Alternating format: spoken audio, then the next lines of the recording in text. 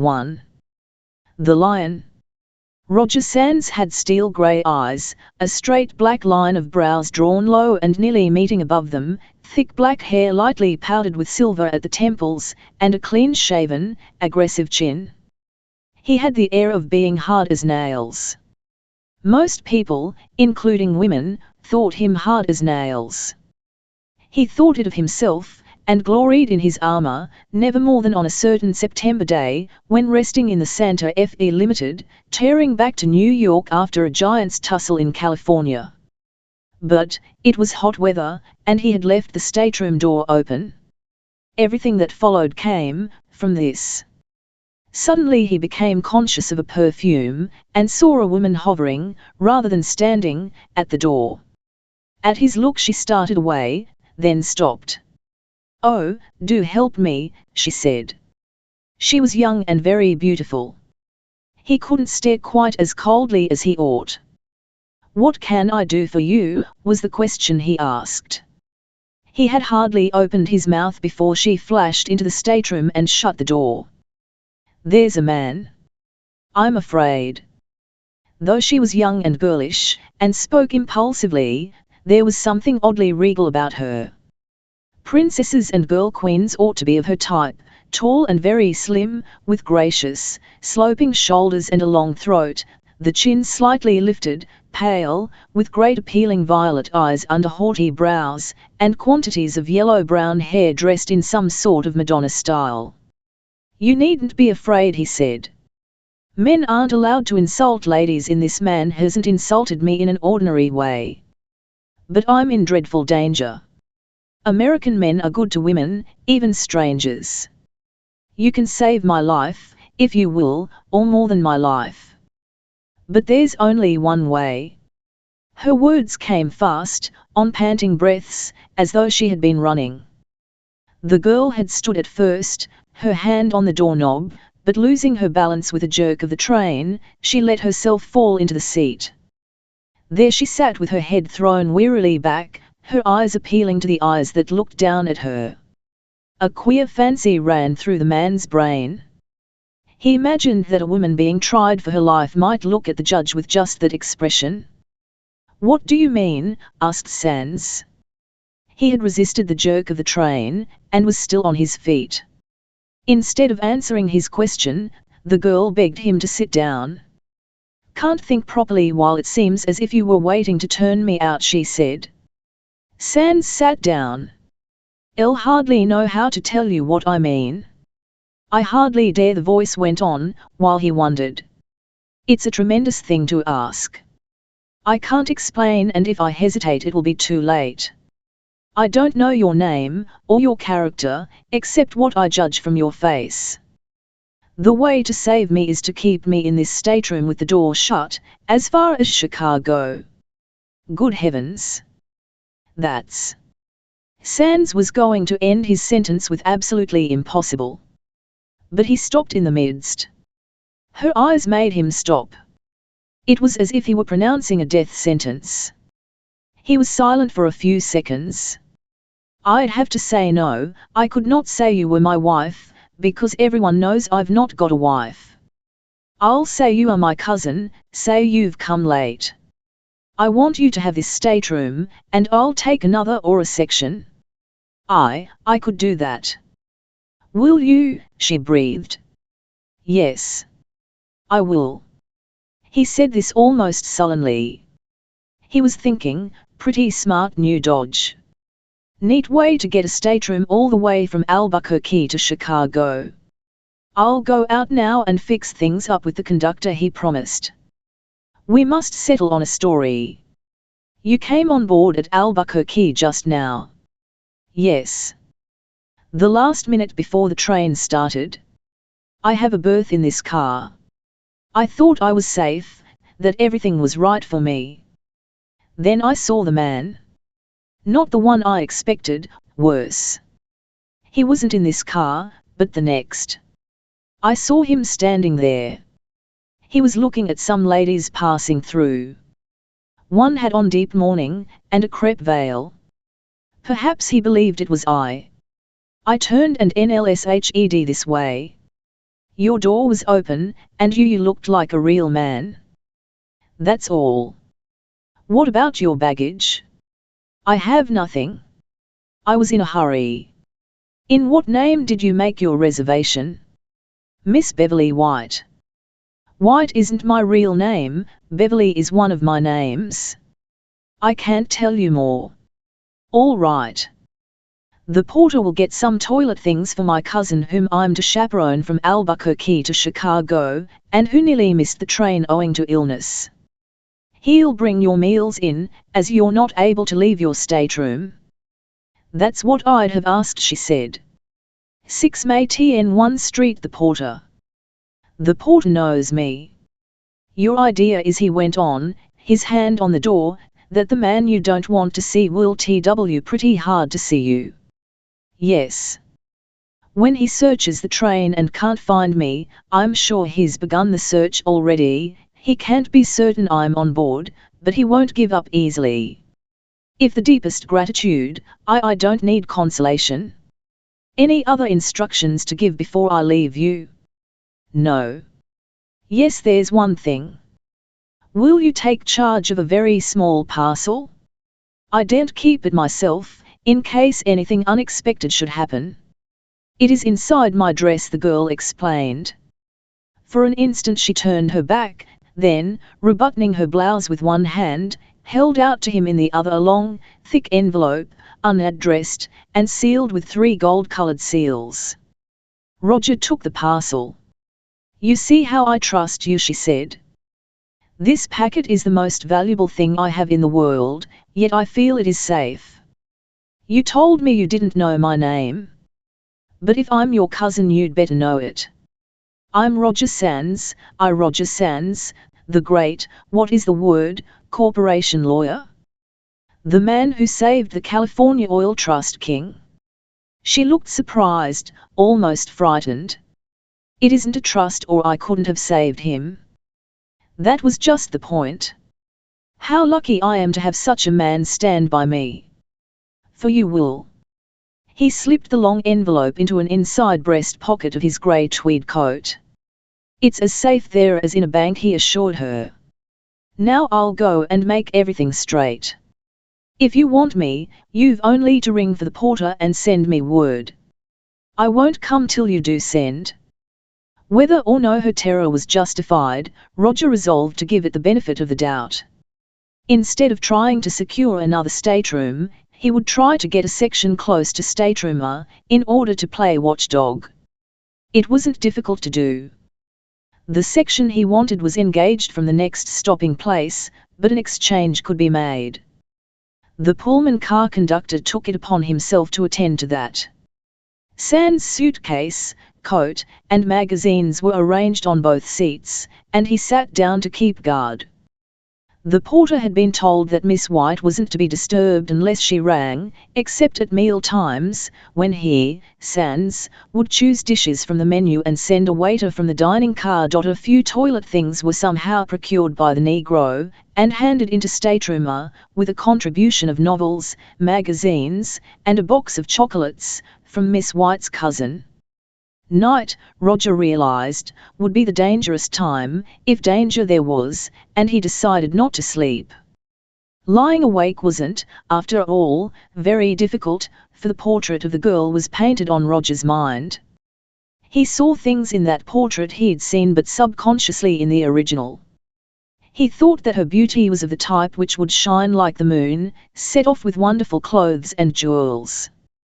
And from that thought it was only a step to picture the joy of giving such clothes and jewels. The man was surprised and ashamed to find himself thrilling like a boy. Daylight released him from duty.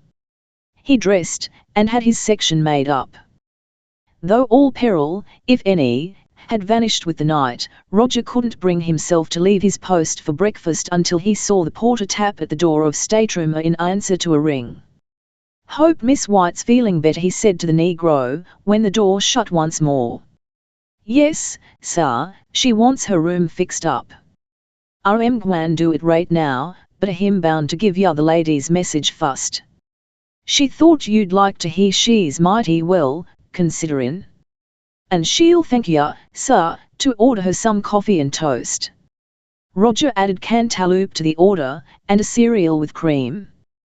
The mysterious girl hidden in his stateroom was no longer an adventuress, sponging on his idiotic generosity. She was an exquisite, almost a sacred, charge. As he ate his breakfast in the dining car, he saw a man he knew sitting directly opposite him at the next table. Their eyes encountered. Roger felt that the other had been staring at him and hadn't had time to look away. He bowed, and paused at the table which he was obliged to pass on his way out. "How do you do, O'Reilly?" he said, with a slight stiffness. He would have preferred to walk past with no more than the nod, but in that case the man would believe his late absent-mindedness had been deliberate. Roger didn't wish to leave this impression. Justin O'Reilly was nearly 10 years younger than he, but had got the better of him once, and not long ago. Sands was too proud to let it seem as if the memoir rankled. O'Reilly rose and shook the offered hand. He was tall and lean, and brown-faced as a soldier back from the war. He had a boyish air, younger than his 31 or 32 years, but under that look was the same sort of hardness and keenness which was the first thing a stranger noticed about Sands. "I'd no idea you were out west." "It's been a flying trip," O'Reilly answered. "Queer I missed seeing you before. Suppose you've been on board since Los Angeles." "Elle caught sight of you last night for the first time," said the other. "I'm not in your car, and I've been resting up. I came on board tired." "One usually does come on board tired." "Yes," said Roger. "Well, we shall knock up against each other now and then, here in the diner." "Sure to. I shall be spending a few days in New York before Washington," O'Reilly volunteered. "Right. But don't let your coffee get cold for me." Roger passed on. If his thoughts had not been focused on the occupant of stateroom A, he would have wondered a good deal as to what had taken Justin O'Reilly on a flying trip west. This was O'Reilly's first year in Congress, and he'd man, over to make himself a conspicuous figure in Washington one way or other.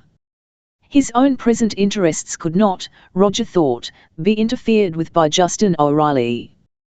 The man was a Democrat, and opposed on principle to the cause of John Herron, whom Miss White had called the California Oil Trust King, but personally the two were friends, even distantly related, and O'Reilly would wish to do Herron no secret injury. When he got back to his own car, Sands found the porter waiting. "Ladies through breakfast, sir, and would like to see ya. WEN convenient," was the message, and 2 seconds later Stateroom A's rightful owner was humbly knocking at the door. The girl's beauty struck the man anew as she smiled him a welcome. She was as well groomed as if she had had a lady's maid. "Has anything happened? Have you had any trouble on my account?" she inquired. When Roger said no, nothing had happened, she drew a breath of relief. "No one in any way noticeable has tried to get acquainted with you? The conductor and porter and a waiter or two are the only persons I've exchanged a word with, except a fellow I know slightly, named O'Reilly, a congressman from California. I suppose he doesn't interest you?" "No man interests me unless the one who is saving my life," the girl answered surprisingly. As she spoke, a wave of rose color poured over her face, and she turned quickly away in confusion. Roger felt that she had bluffed it out, scarcely knowing what she said until too late. Instead of liking her less, he liked her better. He brought forth the envelope to show. It had been under his pillow all night, he told her. "Elle don't know what I should have done without you," she said, with a gratitude that was almost humble. There'd be a certain blankness, Roger couldn't help seeing, when the time came to do without her. "When we get to Chicago," he asked, "how can I help you there?" "Oh, I expect to be met by a friend. I suppose I shan't see you again, but I shall never forget." Roger Sands felt a horrid twinge of some unpleasant emotion. He loathed the friend who would take the girl away from him. "But Chicago's a long way off," she said when he did not speak. It must seem a wild story to you, but the danger I'm in. The danger that this envelope is in won't be over for 1 minute till you've put me into my friend's hands. You will do that, won't you? You'll see me through till the last. Will, said Roger. And meanwhile you'll come and call on me in the stateroom sometimes if you don't mind. Roger smiled. A silver lining began to glimmer through the cloud. By good luck he knew no one on board save O'Reilly, who fortunately was in another car, and he hoped that few people knew him. He could not resist her invitation. He began by deciding to spend a half-hour with his invalid cousin now and again. As through the veil of beauty he caught glimpses of something like character within, Roger felt that the mystery thickened. The inevitable moment came. The Ponner was blushing men's hats and coats. Suitcases were being fastened up. The Limited was slowing down in the big station. Then, and not till then, did Miss White show herself at the door of stateroom. Sands, who had knocked to tell her that she had better come out, was waiting to guard her for the last time. Neither had much to say. The hope of haven had not raised the girl's spirits. As Sands gave her hand, stepping onto the platform, he saw Justin O'Reilly, already out of the train and looking about with the air of expecting someone. O'Reilly took off his hat, with an unnecessarily cordial smile for Sands. At Helt they were enemies. Roger took the smile to mean amusement at sight of his companion. He felt annoyed. Miss White was looking straight ahead, a brilliant colour staining the cheeks usually pale. The rendezvous, she had explained to him, was at a newsstand. There, she said, that is where he will be. There's such a crowd, I can't see him yet.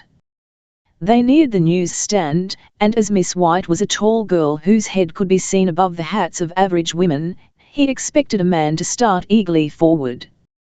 But no man separated himself from the crowd. She was beginning to look anxious.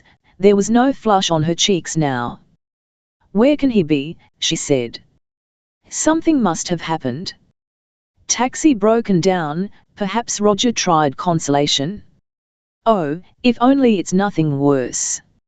I must just wait. But you, Mr. Sands, I oughtn't to ask. You needn't. Roger cut her short. I'm not going to desert you.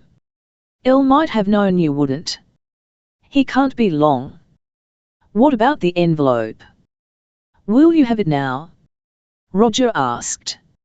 She had begged him to keep it until they were out of the train. Not yet. I daren't. You're sure it hasn't been stolen from you? Do please make certain. He put his hand inside his coat, and felt the envelope, which was safe, of course. It's there, as large as life. Thank heaven, she breathed. Minutes passed, 15 minutes, 20, 30. The girl was white as ashes, and dark shadows lay under her eyes. All hope is over, she said, as Sands glanced at his watch, when they had stood for 3/4 of an hour. Some terrible thing has prevented him from meeting me. I don't know what's going to become of me now. T2. The net. You made no plan what to do if your friend didn't turn up? Roger inquired. Have you any other friends in Chicago? Not one. Have you ever lived here, or stayed here? If he had now been capable of suspecting her, all his first suspicions of Miss Beverly White would have marshalled themselves in his brain. Nothing had happened during the whole journey to justify for her fantastic stow of mysterious danger. As for the wonderful envelope, who could tell that it didn't contain blank paper? But Sands had got beyond this stage. If he were a fool, he asked to be nothing better. Is that friend you talk of more than a friend? No, only a person I trusted for reasons I can't tell you. I see. And you don't know what will become of you since he's failed you, and you're turned adrift in a strange town. Don't know at all. I feel stunned, as if it didn't matter. It does matter to a girl like you, left alone without friends in a big city where you're a stranger. Have you money? I had enough and more than enough for my journey here, enough to pay you back for all you've done. I expected to get more money, and to be looked after in Chicago. Perhaps I can find work. Do you think after all that's passed I can go coolly on my way leaving you alone in Chicago? I may be a fool, but I have another proposal to make. He paused. She looked up as if startled. What do you say to marrying me and going on to New York as my wife? For a minute he thought she was going to faint. She seemed suddenly to become limp. She swayed a little on her feet, and he caught her arm. You're tired out, standing so long, he exclaimed. No, it's not that. Forgive me. It was almost too much, finding out the height of your goodness. Yet, height is the word. You'll marry me, then, he cried. The girl answered, Thank you with my whole heart, but I can't. Why, he stammered. Unless you're married already. I'm not married. No man has ever been anything to me. I swear that to you. But I can't tell you any more about myself. Roger did not speak for a minute. At last he said, See here, you and I have got to talk. We can't do that where we are, with people jostling us this way and that. There's one thing certain. However this ends, I'm not going to leave you alone in Chicago. We've got plenty of time. Will you let me take you to a quiet restaurant? We can thrash matters out across the table. Very well, she agreed. Roger knew Chicago. When he had arranged to have his luggage put in safekeeping, he got a taxi and took the girl to a dull but good place, sure to be practically empty at that hour. They sat down at a table in a corner, and Sands ordered an oyster stew. Do you dislike me? He began his catechism. Could you like me enough to think of me as a husband, if we'd met in a conventional, society son of way? Yes, I could. I do want you to know that. You've been so splendid to me. So far so good, but I haven't been splendid. I've fallen in love with you. I haven't been in love before, that is, not since I was 20. I've never had time. You haven't taken much time in doing it now. She gave a queer little laugh with a sob in it.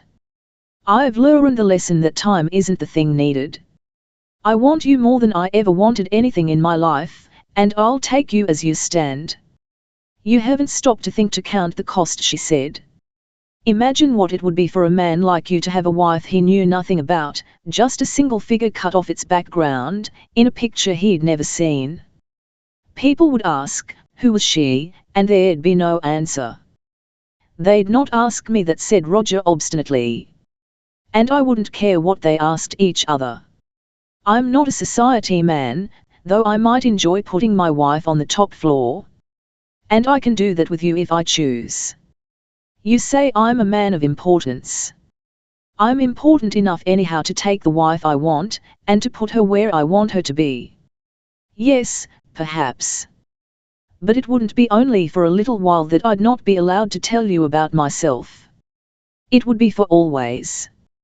You couldn't love me enough to be happy in spite of that. Could be happy, Roger insisted, if you'd love me. I'd adore you. But then there isn't any but. I don't say I shouldn't like to know all about my wife and her people and her past. Still, I'd rather have you with a future and no past than any other woman with both. I can't do without you, and I'm going to have you now, today, as soon as I can buy a license and get a parson to make us man and wife. But if you should regret it, Elle never will be sorry, if you'll do what you just said, adore me much as I'll adore you. Half-Asher eyes gave him a beautiful answer. Roger Sands felt that nothing could make him regret the coming of such a romance into his hustling life. This, then, was the story behind the sensation when Roger Sands came back from a short trip to California bringing a wife, a girl who had been a Miss Beverly White, a girl nobody had ever seen or heard of before. 3. The Mouse. On the same September day, in Morton and Painter's department store in New York, might have been seen a wisp of a girl cheeking a manager into giving her a situation on the strength of her being Irish. By chance, the side door of the big 6th Avenue shop opened for Chloe Riley. Her true, Irish, baptismal name was Clodagh, but she didn't think that would go in New York, on the day when Roger Sands' stateroom door, on the Santa Fe Limited, opened for a very different girl and for romance. No one would have thought that they could be in the same story, the mysterious vision and the little, sharp-faced thing from County Cork. Yet without Chloe Riley it would have been another story altogether, even though, for more than 6 months, she and Mr. and Mrs. Roger Sands never heard each other's names, nor saw each other's faces. It was in the April after her marriage that Mrs. Sands came upon an advertisement in a newspaper. Morton and Painter were making a splash about their lately stand department for antique furniture. They had obtained 8 magnificent, unique pieces of satinwood furniture painted by Angelica Kaufman, bought by a representative of Morton and Painter, from a titled family in England. Beverly Sands, her husband called her Bev, loved painted satinwood, when it was good. How she knew that things were good or bad, Roger sometimes wondered, but she did know. Roger had taken a house at Newport which had come into the market, and Beverly was picking up beautiful pieces with which to furnish it. The house would, they hoped, be ready to move into by June. When she read Morton and Painter's advertisement, Beverly decided to see the satinwood suite and buy it if genuine. Her present wealth emphasized her astonishing, incredible happiness. "He gives me everything I want, he trusts me to do everything I like," she thought. Life was wonderful. Slowly she was coming out from under the cloud of fear, and had ceased to be afraid of something terrible that might happen. Roger went every morning to the offices of the firm which had his name at its head. She had breakfasted with him in a kind of super dressing gown which Roger said was like an opal seen through a sunrise mist. As her maid hooked up her frock she sang for happiness. She wished she could earn it by making someone else happy. Roger didn't count in that way. The credit would be to do things for a person you didn't love. "To the first creature I meet today, who needs help, I'll give it," she said to herself. "I'll do something big like sacrificing on an altar." She went out in Roger's latest present, a limousine car, so silent and so swift that it traveled like a cloud shadow. Outside the car was dark blue, inside, the pale azure of a robin's egg. Beverly told the chauffeur to drive to Morton and Painter's, avoiding traffic because she was in a hurry. To do this, he approached the shop by passing through a side street in which was the entrance for employees, as well as that leading to minor departments, and so connecting with the main shop. It was comparatively a quiet street, but today there was a crowd. Something had happened, and only a moment ago, for a policeman was just coming up. The chauffeur would have hurried by to spare Mrs. Sands what might be an unpleasant sight, but on one of her impulses she stopped him. The car windows were open. Beverly heard the words "poor child" and "ambulance." She opened the door and jumped out. Because she was beautiful and beautifully dressed, and had a fine car, people made way for her. On the pavement a girl was lying. There was some blood, and that would have made Beverly sick, if the face streaked red hadn't struck her as the most tragic, the most pathetic face she had ever seen. It was so ghastly white, so thin, and yet so young. "What is it? What's happened?" she inquired of the innermost group. "Chucked herself out of a 4th-story window," a fat woman answered. "Somebody was beastly to her, I guess." "Is she dead?" Beverly asked. "Not yet, though she must be a bag o' broken bones. She'll die on the way to hospital, likely, in the ambulance, with nobody to care."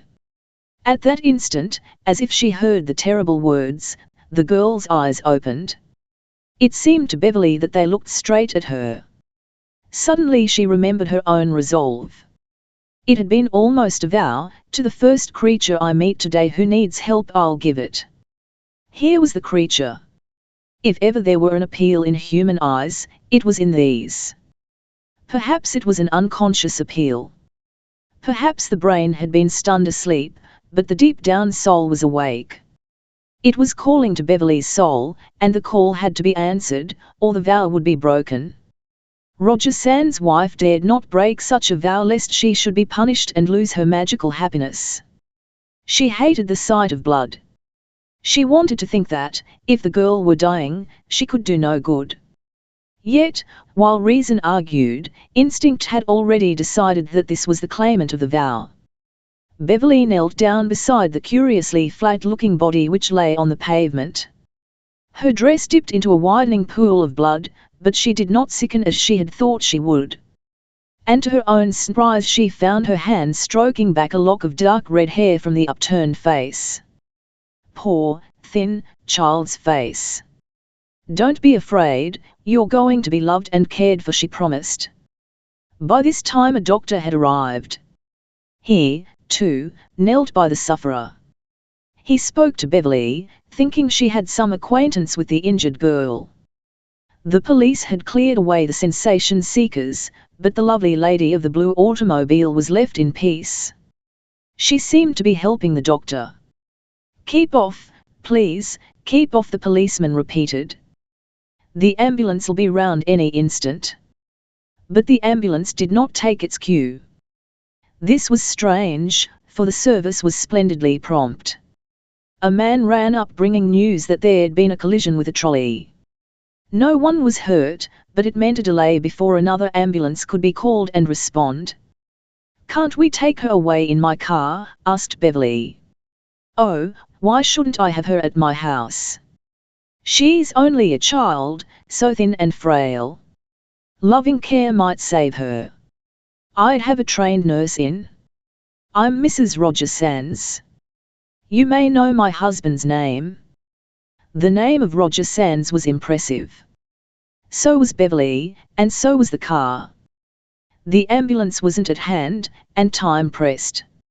It seemed as if the offer might be accepted. The doctor was the physician engaged to attend the employees of Morton and Painter, and had authority in the neighborhood. To test Mrs. Roger Sands' character he abruptly ordered her into the surgical floor, close by the side street. "Fetch out a stretcher and be quick." Beverly responded without hesitation, and in 2 minutes a startled boy appeared with a canvas thing like a cot. The doctor and one of the policemen got the childish body onto this while Beverly daffed to her waiting chauffeur.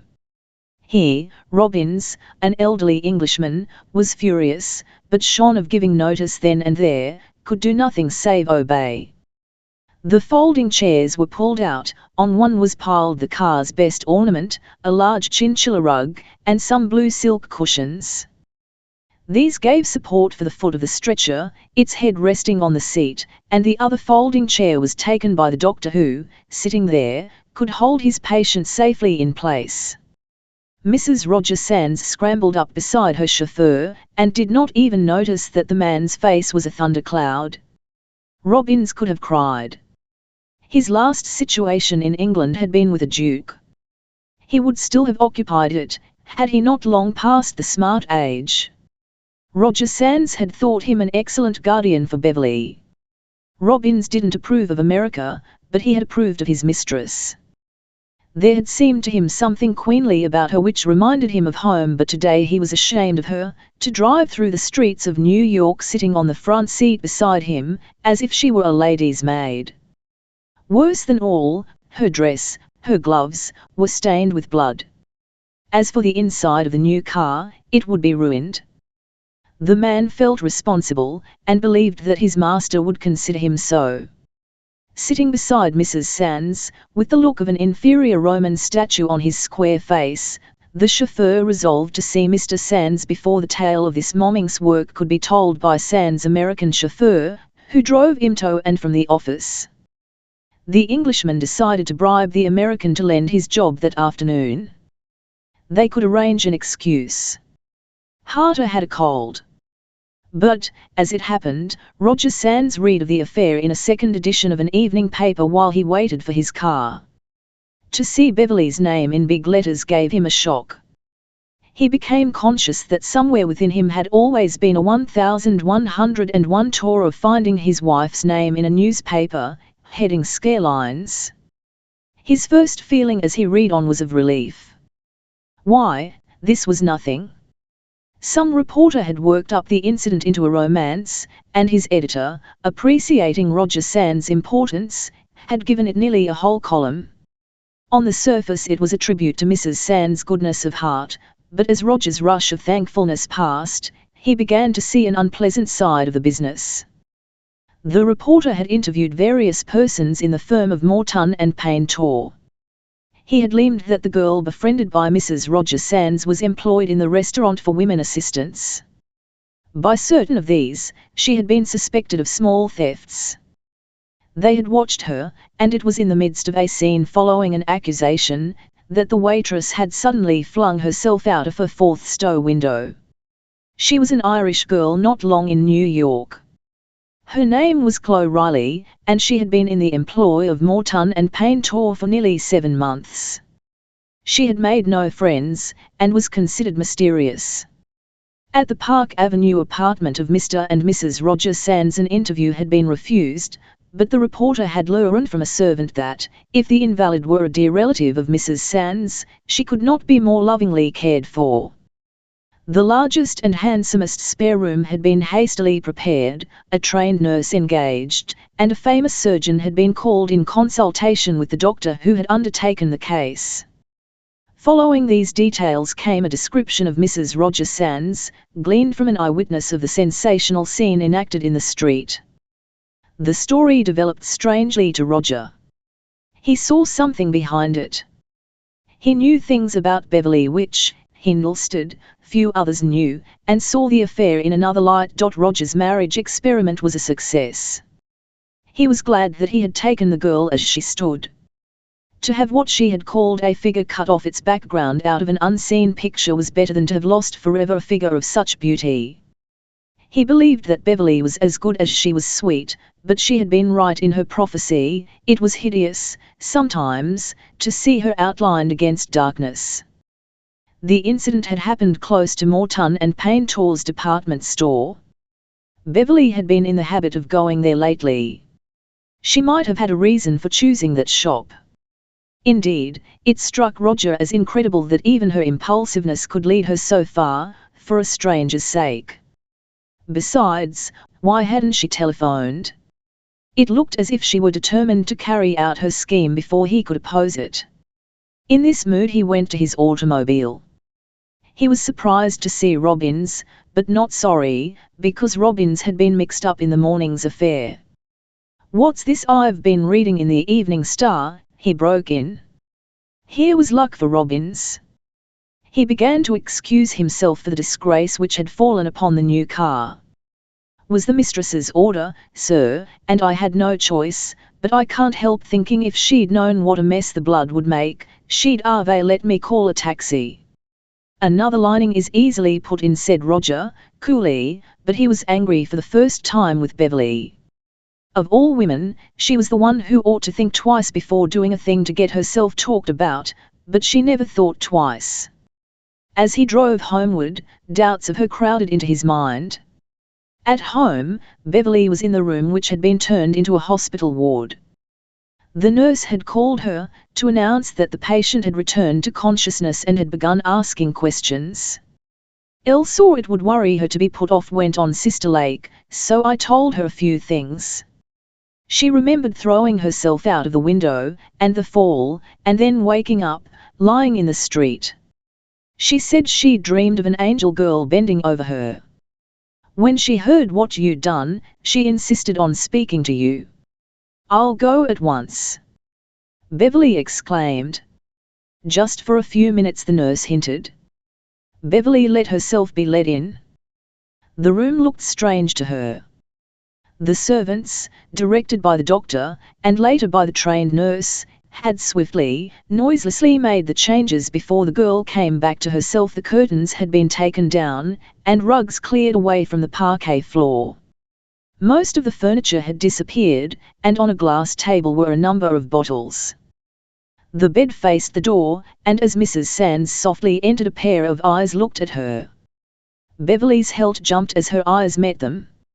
She had not known how immense and dark they were, or that they were beautiful. The nurse drew Mrs. Sands near to the bed, and issued her orders before the girl could open her lips. "Neither of you must talk much," she commanded. "Mrs. Sands has come to let you see that she exists, and you can thank her if you like, but she mustn't stay many minutes." "Sister Lake is right," said Beverly. "You mustn't excite yourself. You're going to get well, and this is your home." "I'm not excited," the girl answered, in a low, monotonous voice, hardly above a whisper. "But I had to see you, and tell you this one thing.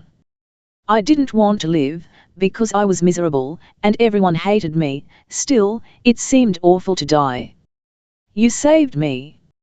I wish to live now, if only to show you what gratitude can be. I expect you're awfully rich. I'm poorer than any church mouse. It doesn't look as if I could do anything for one like you. But who knows? There was a mouse once helped a lion. It gnawed a hole in a net. I feel as if the time must come when I can do as much, because I want to so dreadfully. That's all." For the murmur of the storm. It seemed that everything were to go wrong with Roger Sands that day. He had felt for the last few months that a cloud had risen between him and John Heron, whose cause he had won in California. If ever a businessman owed a debt of gratitude to the brains of another, John Heron owed such a debt to Roger Sands, who had risked not only his reputation, but even his life against the powerful enemies of the alleged California Oil Trust king.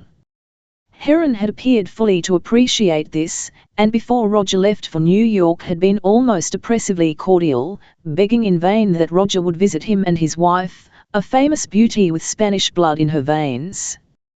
He had written once, immediately after Sands' departure, and had telegraphed congratulations on reading the news of Roger's marriage. But the friendly reply had remained unacknowledged. The wedding present of a gold tea service had been accompanied by no letter, only a card with the names of Mr. and Mrs. John Heron. With Sands' thanks the correspondence ended. This had vexed Roger, who liked Heron and was not used to being slighted. The only thing he could think of was Beverly's failure to enclose a note to Mrs. Heron in his letter of thanks. She had argued that the present was for him, really, and that if she wrote Mrs. Heron it would look pushing. Roger let the matter slide, and had written in his wife's name and his own. At last he read in some newspaper that Mr. and Mrs. John Heron intended shortly to stand for the East, where they would spend the summer. Without waiting to consult Beverly he wrote, saying he had read the news, and he and his wife hoped for a visit in their Newport house as soon as it was ready. He had written, not from the office, but from home, with the Park Avenue address on the paper. Today, as he entered his study, his eye lit on an envelope with John Heron's writing upon it. The letter lay on the top of others on his desk, and instead of going to find Beverly at once, as was his lover's custom, he sat down to read his correspondence. The first letter he opened was Heron's, which consisted of a few lines on one page. Roger's eyes took in the whole at a glance. "Dear Mr. Sands, my wife and I are obliged to you for your kind invitation, but owing to the fact that we have already made a great number of engagements I fear we shall be unable to give ourselves the pleasure of accepting. Yours truly, John Heron." The blood lushed to Roger's forehead. He realized that this was a deliberate insult. The last letter had begun "Dear Sands" and had been signed "Yours gratefully ever." Roger was even more furious than mystified. "Next time he wants me to pull him out of a death trap, he can whistle for his pains." At that instant Beverly tapped at the door, and half opened it to peep in. This irritated Roger. He had told her from the first that she need not knock at his study door. "How often have I begged you not to knock?" he broke out at her. "Come in if you want to." It was the first time he had ever spoken crossly. Beverly started, and the look on her face, instead of overwhelming Roger with remorse, hardened. Beverly's color had been bright, but she turned pale as Roger flung at her his scolding words. Seeing the letter in her husband's hand, the blood streamed back to her cheeks. If she could possibly have known and recognized Heron's writing, it might have seemed that the sight of it had struck her with fear. But no such far-fetched thought occurred to her husband. I'm sorry, she said hastily. "Il heard your voice, I supposed someone was with you." Roger forgot that he had spoken aloud. In silence he let the girl cross the floor and sit down in the easy chair she called hers. She dropped into it as if her knees had given way, and looked at Roger. When he did not speak, she could bear the suspense no longer. You're reading a letter." "I interrupted you. The letter's of no importance," said Roger, throwing it upon the desk. "VLT's only from John Heron to tell me that he and his wife won't be able to come and see us at Newport." One would suppose by his tone that he was offended. "Probably Mrs. Heron expected you to gush over the wedding present, and has put him up to snubbing me because you didn't." "You asked the Herons to visit us?" "I didn't know Il did ask them." Roger cut her short. "Il heard they were coming east." "Oh, Roger, I couldn't have met them. If they'd accepted, I should have had to be ill, or go away," Beverly exclaimed on one of her impulses, which instantly she appeared to regret. "I'm glad you don't like Mr. Heron's letter, because you'll never ask them again." "I haven't done anything to annoy you, have I?" "You know best whether you have or not." "What do you mean? Is it necessary to ask?" "I came home intending not to question you. But I must make one comment. You're surprised that I invite a friend to visit us without consulting you? That seems inconsistent with what you've done." "I've read the evening paper, and, oh, Roger, it's in the paper about that poor child and me." "Naturally. You and I aren't nonentities. You don't think I did wrong?" "Wrong's a big word. You've done something foolish and inconsiderate to me." "What harm can the child do to you?" "That depends upon what sort of child she is.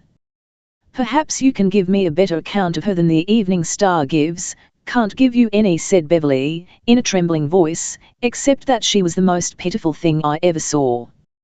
So young and desperate, lying in pools of blood." "Which pools of blood you transferred to your new motor car, my present, that I thought you valued." "Roger, what did the motor matter, compared with saving a life?" "Saving a life wasn't in question. An ambulance would have been on the spot in a minute to take the girl to a hospital. She wouldn't have had love in a hospital. I felt it was for lack of love she'd tried to kill herself. A girl who steals her companion's money can't expect to have their love." "Oh. So that's what the newspaper says?" "I don't believe she stole." "Wait till you see the poor little thing, Roger.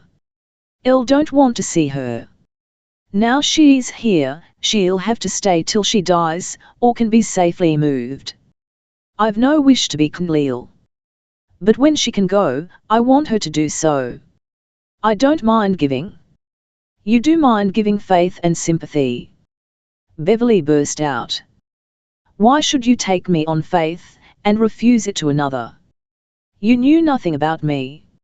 "I know nothing about this child." "Ah, you're sure you know nothing about her?"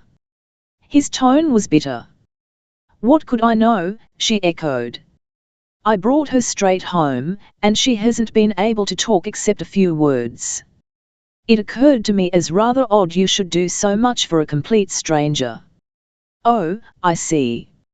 You think I knew her before?" "I thought it possible. Her name put the idea into my head. I heard you say it once in your sleep, Riley, or something like that." For the third time Beverly blushed, one of her fatal, agonized blushes. The rush of blood forced tears to her eyes, and a certain strained look in them, a quivering of the lips, brought back to Roger's mind a picture of her in the train. That was the first time he had seen her blush. She had said, he remembered well, "You are the only man I'm interested in," and had blushed furiously. He had been sure then that she was no adventuress. She had looked like a frightened child, and she looked like one now. With that picture of the girl in the train came back another recollection. She had asked if any man had inquired for her, or if any noticeable person had sought his acquaintance. He had replied that he had not spoken with a soul except a man he knew slightly, a congressman from California named O'Reilly. He supposed that O'Reilly didn't interest her. Upon this, with a desperate blush, she had made her startlingly frank reply. As this came back, Roger's heart was no longer soft. What a fool he had been, that day in the train, not to connect the girl's change of colour with his mention of O'Reilly. She might have blurted out her compliment to excuse the blush, instead of the blush having followed the compliment. Good heavens! Could Justin O'Reilly have been the man from whom she wished to hide? Perhaps the name you spoke in your sleep was O'Reilly, he flung at his wife. Beverly gathered herself together. So all this time, she said, you have been suspicious of me. And I was so happy. I thought you were happy, too, but it's just as I was afraid it would be, if I married you. You can't endure the strain, have endured the strain, Roger defended himself, because I loved you as few men have ever loved, but the question is, have you deserved it all? This is the moment I felt must come, she said. If I had only myself to think of, don't you know I'd have told you everything? I warned you how it would be. How I should have to keep the secret not for a little while, but for always. If you don't believe, if you think I lied when I said no man had ever been anything to me, if you think I lie now, when I say I never saw or heard of this girl till I found her in the street. I can go out of your life. I can go today. As she spoke slowly, sentence by sentence, with a sobbing breath between, Beverly looked straight into her husband's eyes. Hers did not falter, though they swam in tears. With her last words, she rose and stood facing him as he sat at his desk. Roger gave her back gaze for gaze, as if he would read her secret written in cipher on her soul. He saw that she meant what she said. A word from him, and their experiment was at an end. She would go. It seemed to him that never had her beauty been so gentle, so womanly. You shan't go, he cried, springing to his feet. I can't give you up. But she held him off. She panted. Won't stay if you want me only in that way, because you have a kind of love for me, whether you believe in me or not. I love you too much to be shamed by you. Either you trust me, or you don't. Say which it is, and I'll stay, or go. I've got to TN1 Street you. I do. The words seemed to burst from him. You know I love you more than all the world. It would kill me to lose you. I'd rather die from the shock of losing you, Roger, than from such a hateful pain. Going on and on, it shan't go on, he said. Lve been happy, too. I'm a changed man since the hour I saw you and loved you. It's only today I've been wretched. Forgive me, Bev, and God forgive you if there's an if for you. No, no, there's no if anymore. You're to forgive me, that's all. Oh, I do. The hard thing would be not to forgive. But, can we go on being happy again, just as if nothing had happened? Of course we can, silly child. Nothing has happened. Roger had her in his arms now. He kissed her over and over again, till she gasped for breath. This has only cleared the air. As for that beastly child, I don't care if she's a murderess. Keep her forever, if you choose.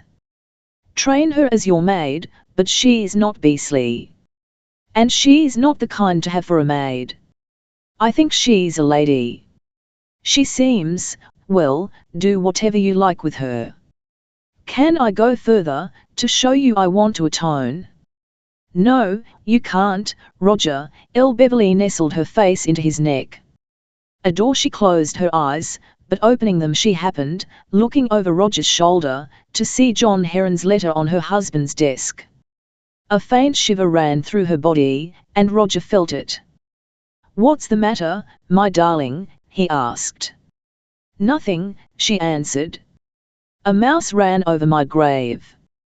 5. On the way to the car, Beverly found that she could be happy again, as if nothing had happened between her and Roger.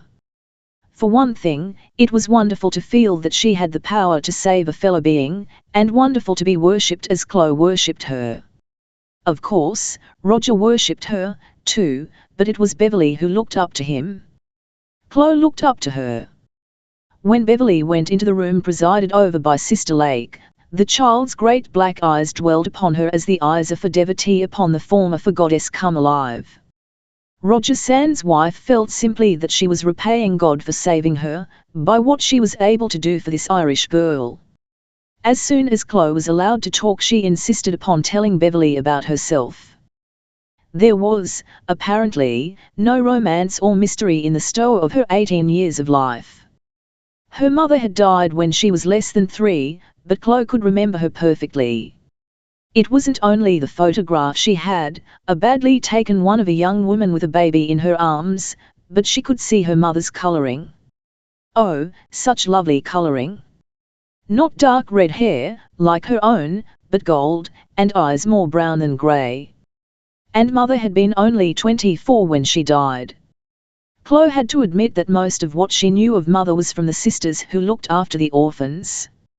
Yes, it was in an orphan asylum that the child had been brought up.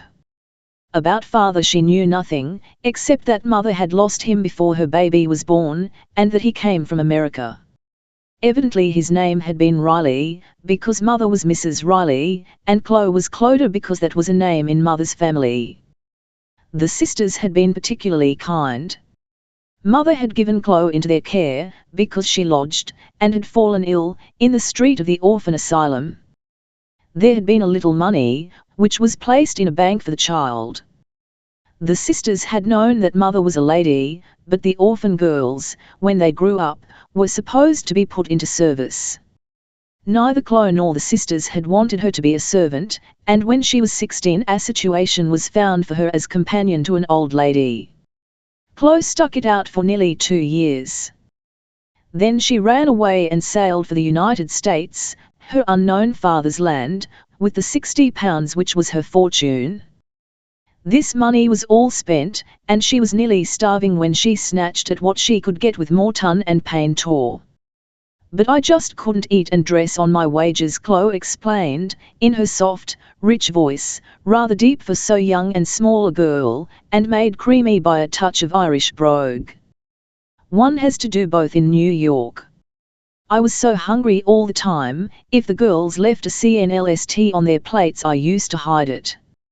I expect the way I'd look to see if there'd be anything left gave them the idea I was a sly piece. They thought I put on airs, too. Me. Perhaps it was my not knowing their kind of slang.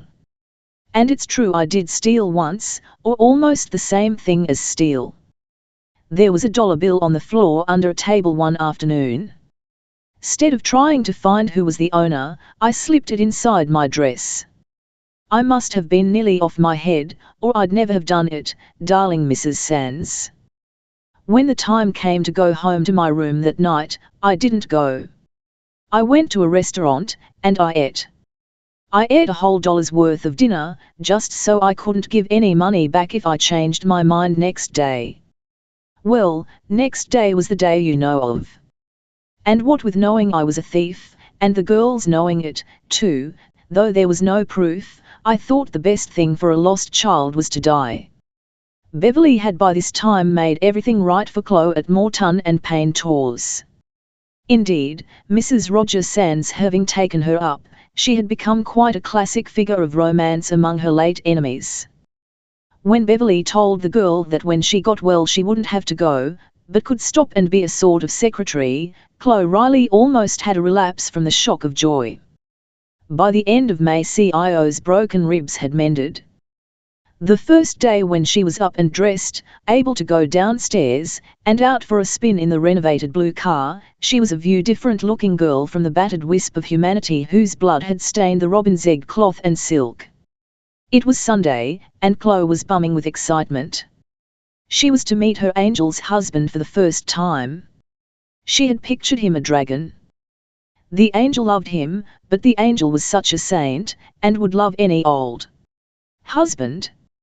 Chloe imagined that Beverly had been poor, she must have known poverty to be so sympathetic, and that she'd married an elderly man because, well, not entirely because he was rich, that wouldn't be like an angel, but because she needed protection. Chloe expected to see a grumpy grey-beard. Roger expected to see a washed-out invalid of indefinite type, a young woman of the shabbiest shop-girl order. What Clodagh saw, when she followed Mrs. Sands into the study, was a strong, dark man, not old at all, apparently, and almost interesting enough in looks to be worthy of the angel. Still, she was not sure she was going to like him. What Roger saw was a small, slender girl, too childish, too impish, to think of as a young woman. She had a little oval face with a pointed chin. It was pale, but not washed out, and her lips were red. An obstinate, impudent mouth, Roger thought. As for her eyes, he had never seen such great eyes in a human face. They were like holes in a blanket, so big, so black, as they stared up at him. She had curly auburn hair, that looked even redder than it was, in contrast with her eyes. But though the face was impish, not pretty precisely, with its high cheekbones and inflamed chin, he had to admit that it was noticeable, and, in some odd way, attractive. The girl was channingly dressed. He might have known that Bev would see to that. Chloe was a surprise to him, as he was to her. Each saw that the other was a distinct and interesting personality, and Roger realized that Beverly was right, the girl had the air of being a lady. There was something else about her, too, which piqued him. He could not make out what it was. Did she look like someone he knew? He was polite, as he had promised to be, and called Chloe Miss Riley. When Beverly said that they were going out for the invalid's first drive, Roger replied that he was glad, but Chloe, catching his eye, fancied she saw a sarcastic gleam. "He's thinking of the time I came here in that same car," she told herself. No, I must have spoilt it, got it all messed up with blood. Probably he had to give a lot for doing it over. And my goodness, the dollars of his that angel has been pouring out for me every day since. No wonder he looks sick. But someday I shall pay. I don't know how, only I shall. Beverly and Chloe went down in the gorgeously decorated elevator. If Angel lived in a garret, it would be a palace to me, she reflected. A hall porter opened the door of carved bronze over glass.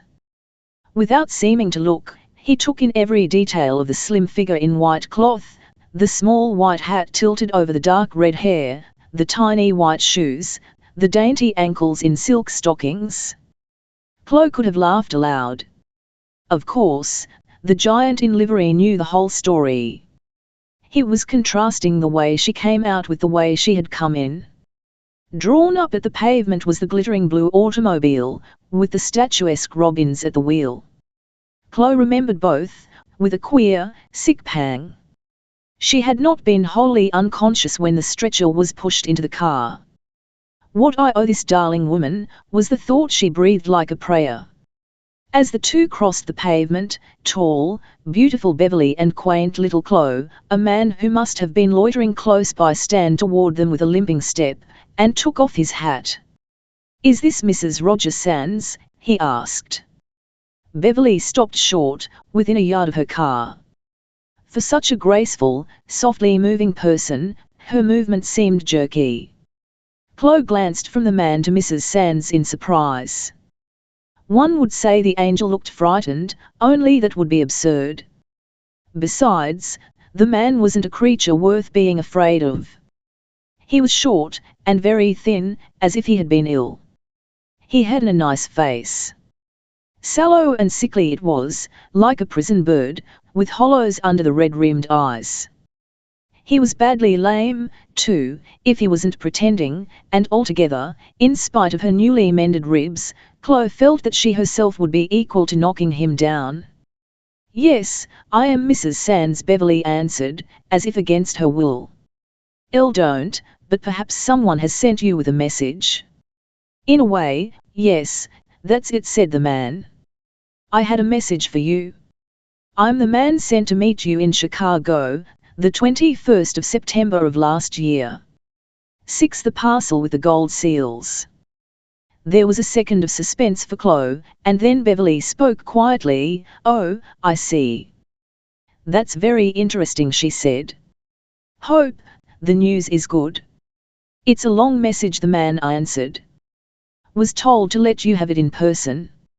I thought you'd be going out sooner or later.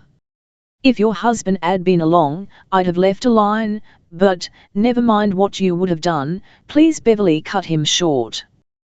The best thing I can think of now is this, she hurried on in a low tone, and Chloe, who had stepped aside, nearer to the car, did not catch the words, take a taxi, and follow my automobile. We're going into the park. When you see us stop, you must stop too, at a distance. Else shall get out and let the motor, with my friend in it, go on without me for a while. Then we can talk. Do you understand? I'll be there, said the man. He touched his hat and moved away, as if his errand were done. Drive slowly through the park, Beverly instructed Robbins, and gently made Chloe get into the car before her.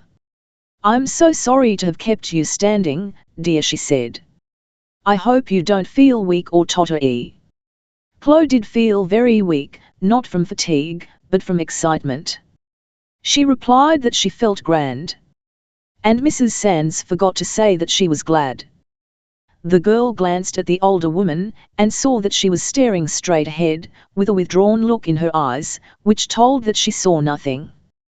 Chloe's heart beat fast. This drive was to have been a glorious experience.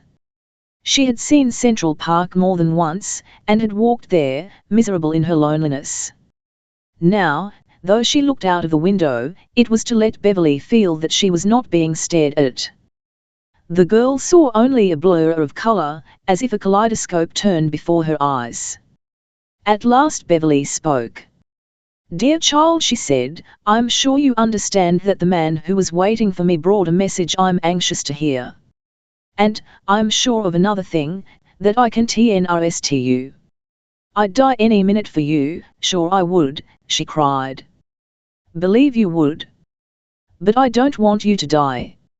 All I want is for you to listen while I explain, as if you needed to explain to me, the girl broke out. I don't need to, perhaps, yet I wish to say just this, I love Roger dearly. I've told you so often enough. I'd give anything on earth not to have a secret from him. But to save a life, not my own, there is a secret I must keep. This man and his message are part of it. Now, that's all I'm going to explain, except that nothing must be said.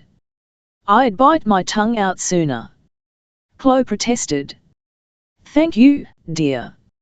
Now we've had this talk, it's a comfort, not a worry, having you with me. You won't mind if I send you on while I get down and walk in the park? I'd love it, said Chloe. At once Beverly took the speaking tube and ordered the chauffeur to stop. He drew up at the side of the road. They were in the midst of the park now, an exquisite green and gold world of peace and beauty.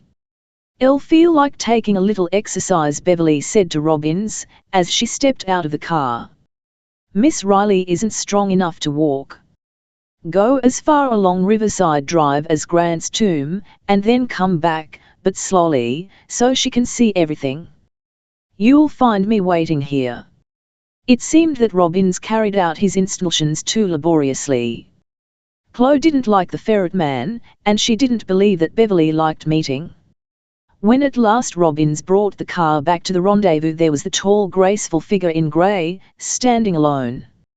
Oh, have we kept you? The girl cried, throwing open the door before the automobile stopped. Beverly did not answer, or seem to hear. She did not even look at Chloe. Home, she said to Robbins. As fast as you can. Chloe was shocked into silence, and hardly breathed when Beverly had sunk onto the seat, covering her face with her hands. The car had nearly reached the Sands corner of Park Avenue before the elder girl spoke. Then she said absently, as if waking from a dream, "Forgive me. I couldn't talk. I'm in dreadful trouble. I must ask you to help me. Are you strong enough to take a longer drive, and to walk a few steps alone?" "Rather," said Chloe. "Well, when we stop in front of our house, sit still in the car.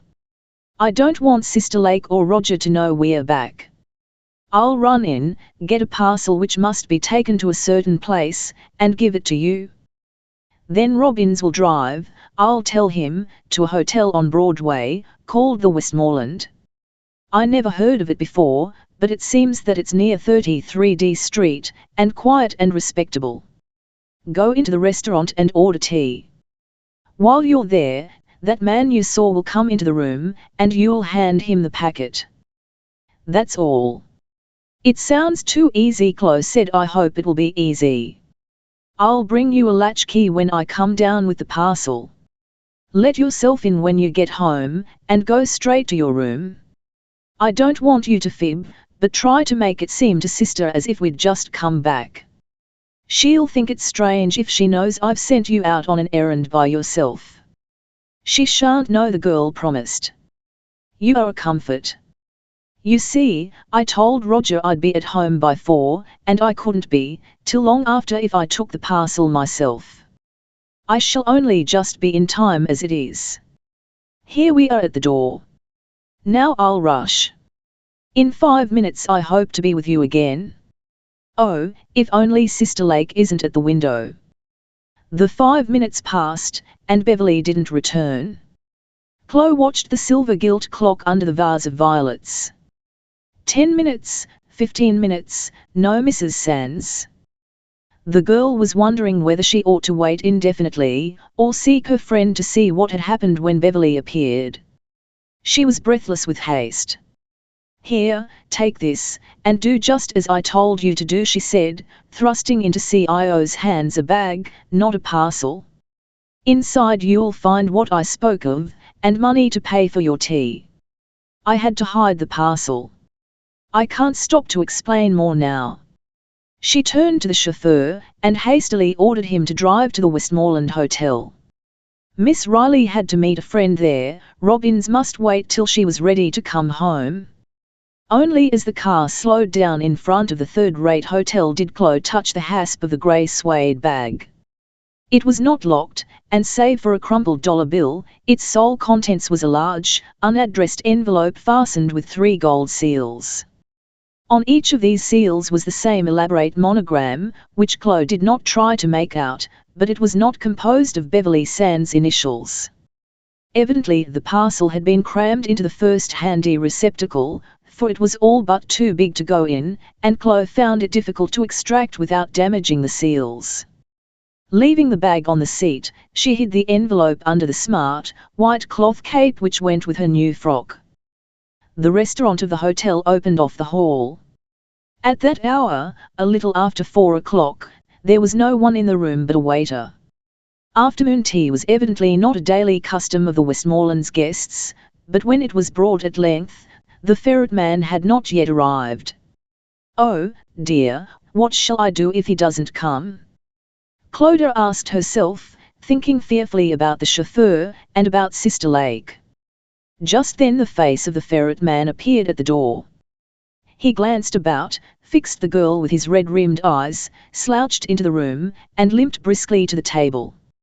"Hello," he exclaimed, with a familiar grin, and pulled out a chair to sit opposite Chloe.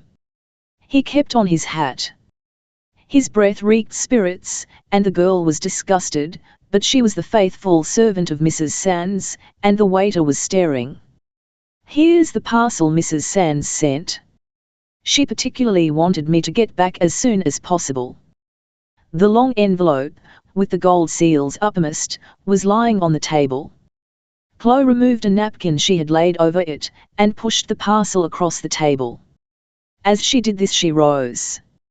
"Looks right enough," remarked the ferret man, sitting still. "This is what she told me to expect, long white envelope, 3 gold seals." He picked the parcel up, holding it to his sharp nose and near-sighted eyes. "Yeah, monogram, or what ya call it, right, too." "Then that's all," said Chloe, Beverly's dollar bill in her hand. "I'll call the waiter. Don't be too previous, cutie, if you please," and a not immaculate hand helped itself to a fold of her dress. "Ya and me ain't working this show on our own.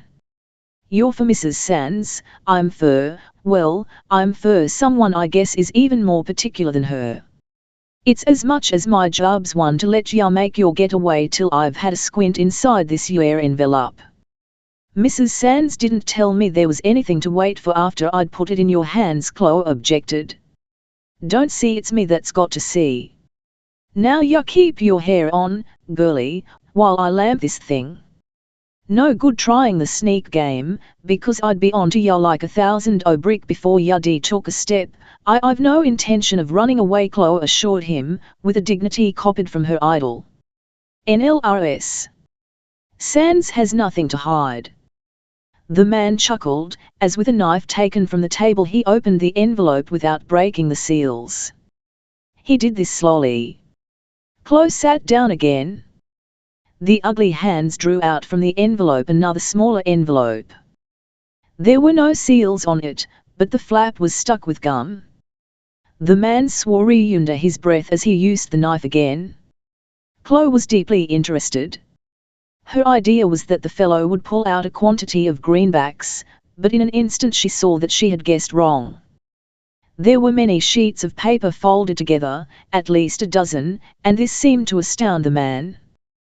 With a jerk he opened out the sheaf of papers, and having stared an instant, slammed them onto the table. "Curse her, she thought she'd do us, did she?" The words tumbled out between his brown, broken teeth, as he dashed his fist onto the papers. "So this is why she sent you, you catspaw." Chloe was far from being a coward. Her hot, defiant temper rose at the least alarm, but she was so amazed at the result of her errand that she was struck dumb. Mechanically her eyes had turned to the papers. She saw that the upper sheets consisted of blank stationery taken from a train, the Santa Fe Limited. "If you're trying to scare me, you can't," she said. "You're acting like a fool.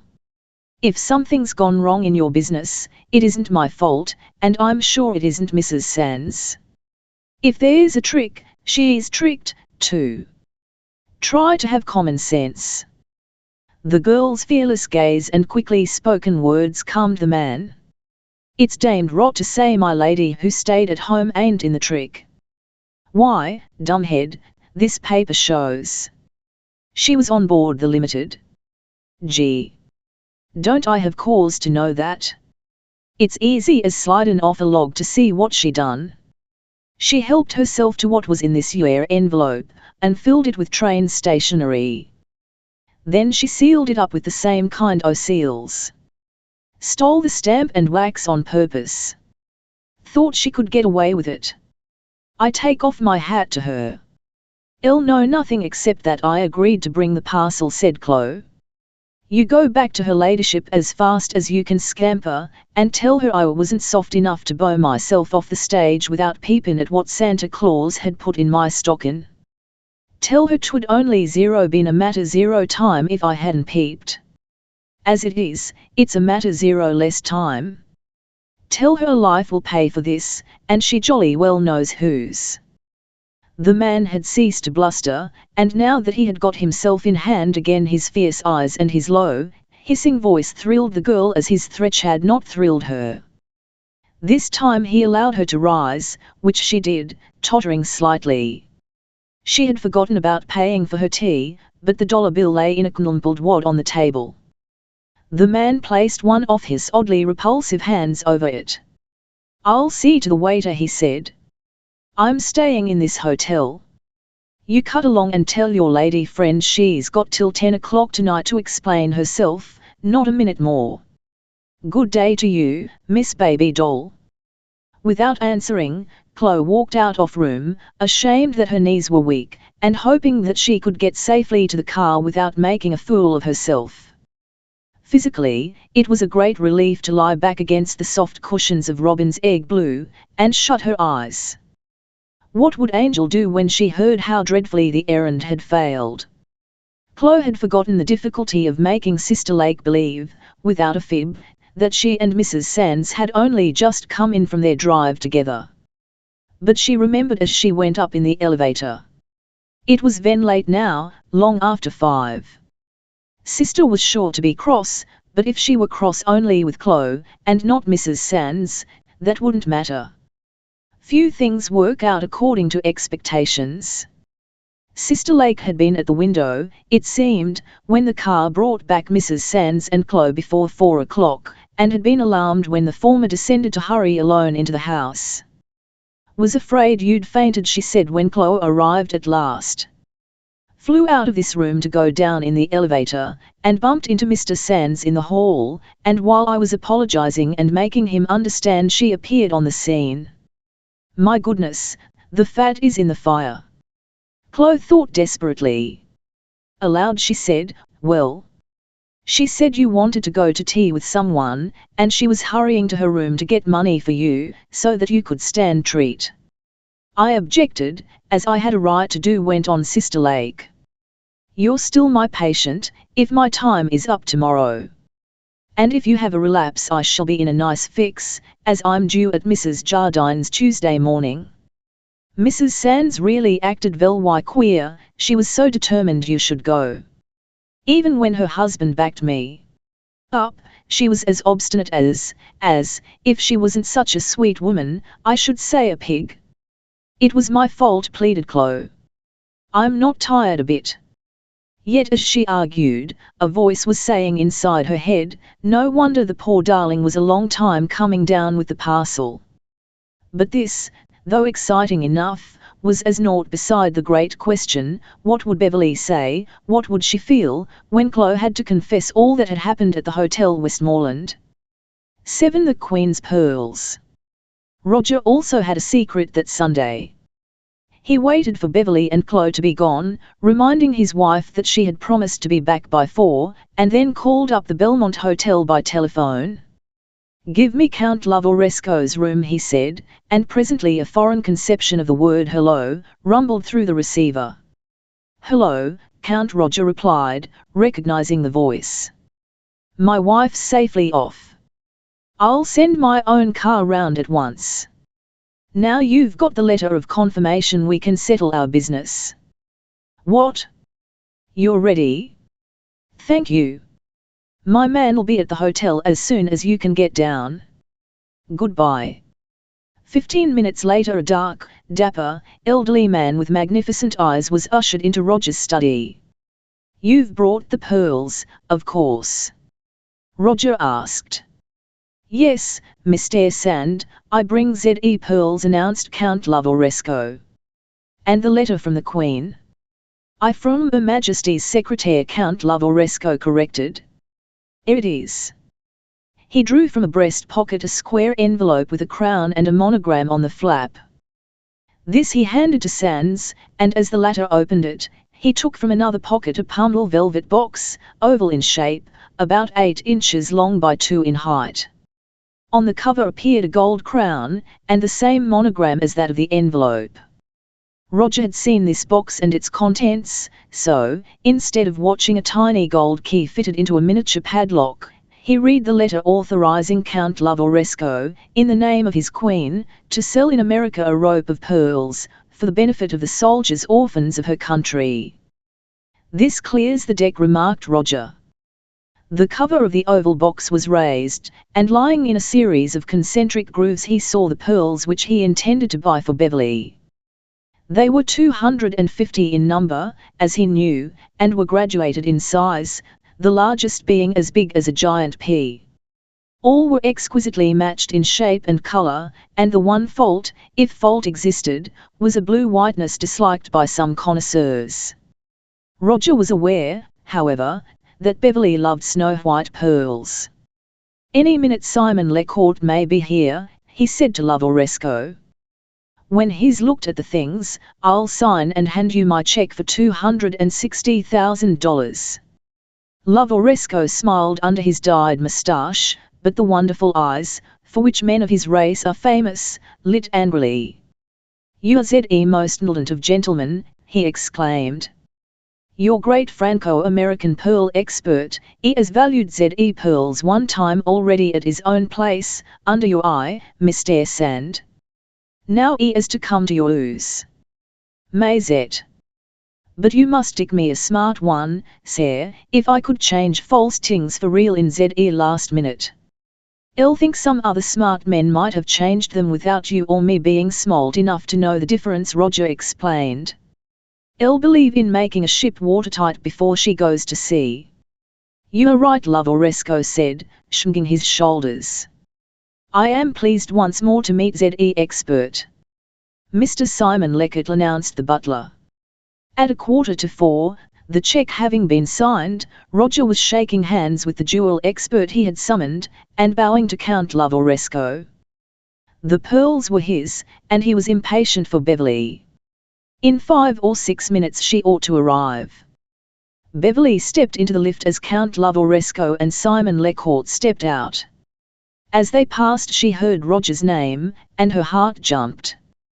These were strangers to her, but they had perhaps been calling on Roger. What if they were connected with the past terror which had begun lately to seem as dim as a dreadful dream?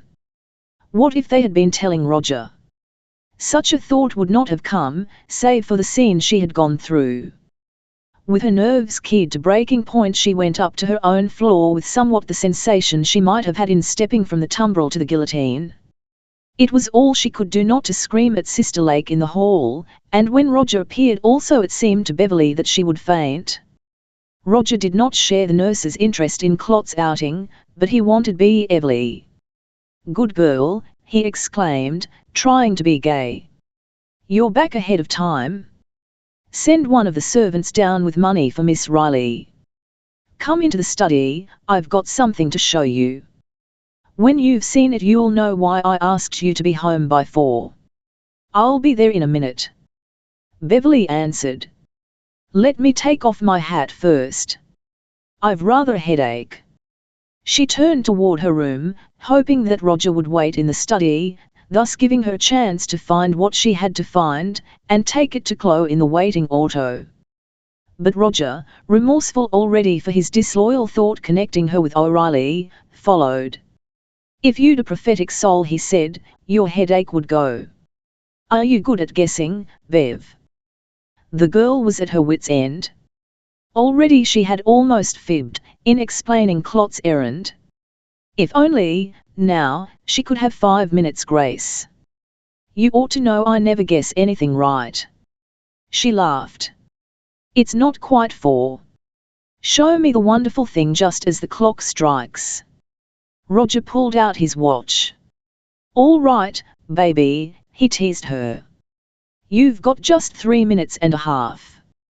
Perhaps you think a woman needs that time to take off her hat. I'll show you you're wrong." He neatly extracted a hat pin which Beverly had twisted into her veil. Then off came the hat. Roger led his wife by the hand to the door of his study. Beverly was in despair. Her one cause for thankfulness lay in the fact that he had forgotten Chloe. If he'd remembered to send down money, the girl would have been bewildered, and perhaps have come in to ask for instructions. There was room in Beverly's brain for no other thought than how am I to get that parcel and give it to Chloe? "Shut your eyes," said Roger. "The clock's going to strike 4 now, don't open your eyes till it stops." Beverly obeyed, as in that mood she would have obeyed an order to stand still and be shot through the heart. 1, 2, slowly struck the grandfather clock in the comma, and she felt something cool and heavy dropped over her neck. 3, 4, the clock finished. "Open your eyes," Roger gave the signal. "Oh," cried Beverly, almost aghast. On her delicate grey dress the double line of pearls glistened like huge drops of dew on a spider web. The rope hung down below her waist, and each pearl had a light in its heart as if it held the ghost of a rainbow. "It can't be true. It's a dream," the girl stammered. She loved pearls, and knew that these were marvels beyond common knowledge. but 011, if they could have come to her at another time. She managed, however, to put a world of emotion into one kiss and clasp of her arms. Her silent anguish was disguised as awe. By this time she had an inspiration. She felt like the Queen of New York, she said. She must to her room for a look in the glass, as there was only a weird old convex mirror in the study. In just a minute, or maybe 2 minutes, she would come back. She could have sobbed out thank God, when Roger, laughing at her vanity, let her go. This time he did not follow. He stood examining the purple velvet case with the Queen's crown and monogram. He had not told Beverly the price he had given for the pearls. He wondered if she guessed that they had cost a fortune. Why didn't she come back? Beverly had not even thrown a glance at the miner. In her own room she tore open the drawer where her handkerchiefs were kept in rose-scented sachet cases. The largest of these cases she snatched, throwing the contents back into the drawer. With fingers that shook, she ripped the top of the padded silk cushion, and extracted a long envelope sealed with 3 gold seals.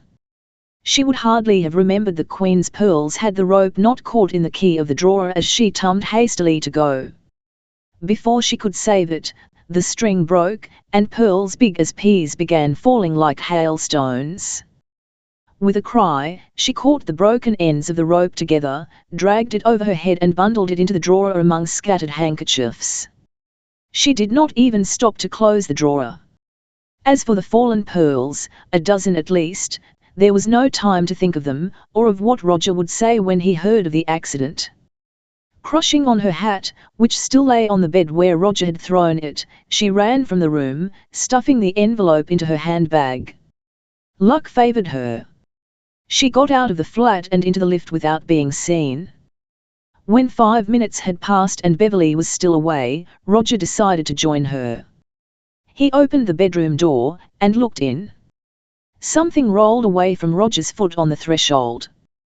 He stooped and picked the thing up. It was an enormous pearl. A shock of fear thrilled through him. He thought that news of his purchase might already have reached the underworld. In these few minutes, while he calmly waited for Beverly, she might have been murdered. Things like that did happen. He stepped on a second pearl, and saw that others lay on the pale rose carpet. He stood staring. At the foot of the bed a tall screen had been placed to keep the light from Beverly's eyes in the morning. What if behind it he should find her lying? As he braced himself to go and look, Beverly herself came into the room. It seemed that she shrank at sight of him. "Elle thought you'd been kidnapped or killed," he gasped. "What's happened?" Nothing," she stammered. "It was only, we forgot about Chloe, I had to take her that money." She broke off, seeing the pearl in Roger's hand. "Oh, wasn't it dreadful that the rope snapped?" she hurried on. "I wanted to get back to you quickly. I knew the pearls were safe here. I just shut the door, and ran down." "So I see," Roger said dryly. All the joy he had felt in his splendid gift was gone. What are a few pearls more or less compared to Miss Riley's convenience? "Oh, Roger!" Beverly burst into tears. "Don't look at me like that. Don't speak to me like that. You think I don't value the pearls. I themselves, and for your love. I acted on impulse, quite so. You've done that before. Don't apologize, my dear girl. It's not worth it. I care less for the things than you do. Ring for your maid and let her sweep them up. I dare say she'll find them all today or tomorrow." "No," said Beverly, fighting back the hysterical sobs that choked her. "No, I won't have anyone look for the pearls but myself.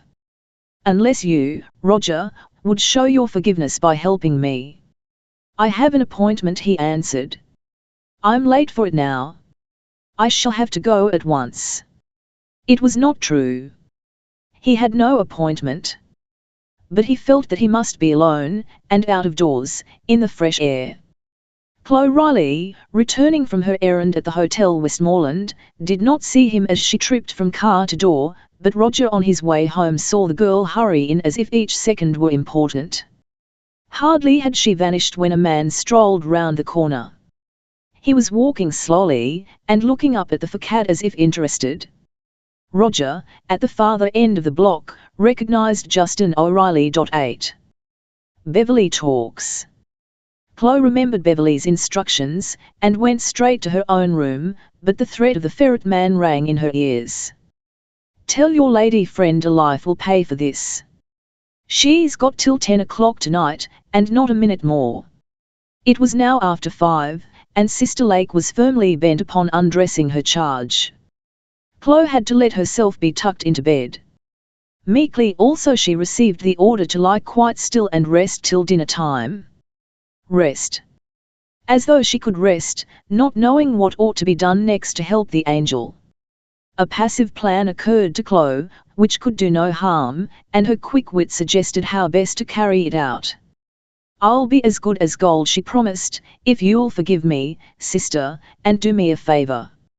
I feel sick because I spoilt your afternoon. You stayed in, waiting for me to come back, instead of taking your walk. Will you go out now, instead? I'll rest better if I will. Do, please." All CIO's Irish powers of persuasion were needed to coax Sister into consenting. Eventually she relented. Chloe could have sung for joy as Sister Lake bade her goodbye for an hour. As the door of the room closed, the girl began counting the seconds which must pass before the outer door shut. 62, 63, she ought to be gone. Chloe was whispering, when her heart sank. The room door opened. She feared that Sister Lake had changed her mind, but it was the angel who came in. "I was racking my brain how to get rid of Sister when I saw her go out," Beverly said. "I'm sure you managed it. I've been desperate. You can't think what things have happened. Tell me, did all go well?" "The blow must be STNLCK." In a few words Chloe described the scene at the Westmoreland, told how the Finette man had kept her waiting, how he had said that the envelope looked all right, but had insisted upon opening it, how he had flown into a rage at finding only folded sheets of blank paper. "Blank paper?" Beverly gasped. "But that's impossible. I know what was in the envelope. There were letters. The man must have tricked you." Chloe shook her head. "I was watching him. He had no time, or chance, to play a trick. The blank paper was there, and nothing else. It was writing paper, quite a lot of sheets that seemed to have been taken from some train, Santa Fe Limited or a name like that." Beverly gave a cry, as if she had been struck over the heart. "Let me think," she groaned. "How can that have been? Writing paper taken from the train?" Suddenly she turned, and came back to the bed, putting out her hands in a groping way to Chloe. The girl caught and held them tightly. They were very cold. "Angel! Is there nothing I can do?" she whispered. Beverly sank on the bed once more. "Head feels as if I'd been given ether," she said. "Can't think things out clearly. That isn't like me. A terrible day. One shock after another. If I talk to you, will you swear by all that's sacred never to give away one word? I'll swear by my love for you. That's the most sacred thing I have, except my locket with Mother's picture," the girl answered. "You see," Beverly went on, "LVE no one else but you, Chloe. If I told my husband anything, I should have to tell all. I daren't do that. Not because I couldn't TMST him. But I've taken an oath 10 times more solemn than the one you took just now, to keep a secret that isn't only mine. Another's life depends on the secret being kept. To save that life I was forced to do what I hate to think of. And it's no concern of yours, but it would be Roger's if he had the faintest inkling. Now, I'm going to tell you 1 or 2 things, and you must use your brains to explain the mystery. You're clever, and true as steel. You've proved that. Suppose you'd undertaken a dangerous mission. You have in your charge some documents which could make or break a man. You know you'll be followed. You nearly miss your train, but you jump on board at the last minute. You see a man, not the one you expect, but another just as much to be feared, more, perhaps, because he's a great deal cleverer, if not so violent. You think you're lost, but you find a friend, a man who helps you. You give him the envelope that has the papers in it, a sealed envelope. You've seen it, Chloe. He keeps it through the journey. At a stopping place on the way he offers to hand it back to you, but you refuse. You feel that the thing is safer with him. Later, in New York, he returns the envelope intact, the seals unbroken. This friend who comes to the rescue is the soul of honor. Never since that moment has the envelope been out of your own keeping. Yet it is opened today for the first time, and the papers that were in it are gone, changed for stationery of that train, the Santa Fe Limited. How can this have been done? Who did it? The other man must have done it, the one who followed you onto the train. But he was never near Rog, never near the man who, I might as well tell you right out that it was Roger who kept the envelope for me. I'll tell you the name of the other man, too. It's sure to slip out. His name is Justin O'Reilly. O'Reilly. Chloe echoed. How dare the BNLTE have a name like mine? Why, so it is like, said Beverly. But there's an O and he spells it differently. Beast. He'd better, or I'd have to change, snapped Chloe. Well, whatever his name is, I believe he must have stolen your papers. Can you go back, and live over again every step of the way? Beverly shut her eyes, and began to think aloud. The morning after we started, Roger mentioned meeting an acquaintance, a man named O'Reilly. He didn't dream the name meant anything to me. They exchanged only a few words when Roger passed O'Reilly's table at breakfast time. Nothing could have happened then, I know. Afterward, I never heard of their meeting again through the whole journey. I should have heard, if they had, I think. Roger was with me a good deal. At Chicago. Let me see. I'm calling it back to my mind. Roger helped me out of the train. O'Reilly was out already. He stood on the platform, looking for someone, or so it seemed. We went quite close to him, but not close enough for even the smartest pickpocket in America to steal the envelope from Roger. Where was the envelope then? The girl wanted to know. In an inside breast pocket of Roger's coat, not an overcoat. It was September. The weather was hot. Wouldn't it be easy for anyone looking for the envelope to see that Mr. Sands had something thick and long in an inside breast pocket, and suspect what it was? Anyone might suspect. No one could be sure. It would have shown more plainly if Roger had worn his coat buttoned. He didn't, on purpose. Still, his coat not being buttoned would make it easier to steal the envelope, if somebody very clever got a chance to try. Perhaps. But O'Reilly could never have done such a thing. It would take a train thief. Can people send off telegrams from those limited trains? Chloe took up her catechism again. Yes, of course they can. Would there have been time for this O'Reilly chap to wire Chicago, after he followed you on board the train, and have a man meet him? Yes, plenty of time. Well, what if he wired to some detective people, and told them to send him the smartest pickpocket in America? But the police wouldn't do such a thing. I don't mean the real police, Chloe explained. Haven't you often read books about private detectives? I have. They might get reformed thieves to work for them. Can you remember what O'Reilly did next, after you both passed him on the platform? No, I didn't look back. You don't know, then, whether the person he seemed to expect ever tummed? Beverly shook her head. Roger and I went straight ahead to a newsstand where I expected to meet a person.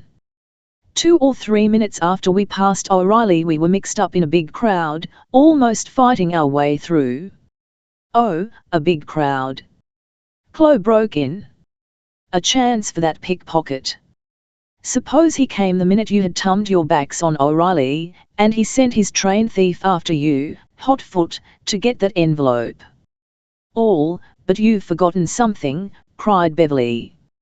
A thief might get the envelope, I'll admit that. But how could he have another one exactly like it, with the same seals, the same monogram, to put into Roger's pocket, when he took the original? He could only have it if O'Reilly could have given it to him. Could he have done that? Suddenly Beverly began to see. A vivid idea sprang into her head, and was imaged in her eyes. You've thought of something? Chloe exclaimed. You see how O'Reilly might have got the seal with the monogram, and the gold wax, and an envelope like the one you had.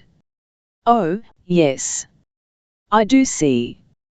Beverly groaned. He could have brought the things from.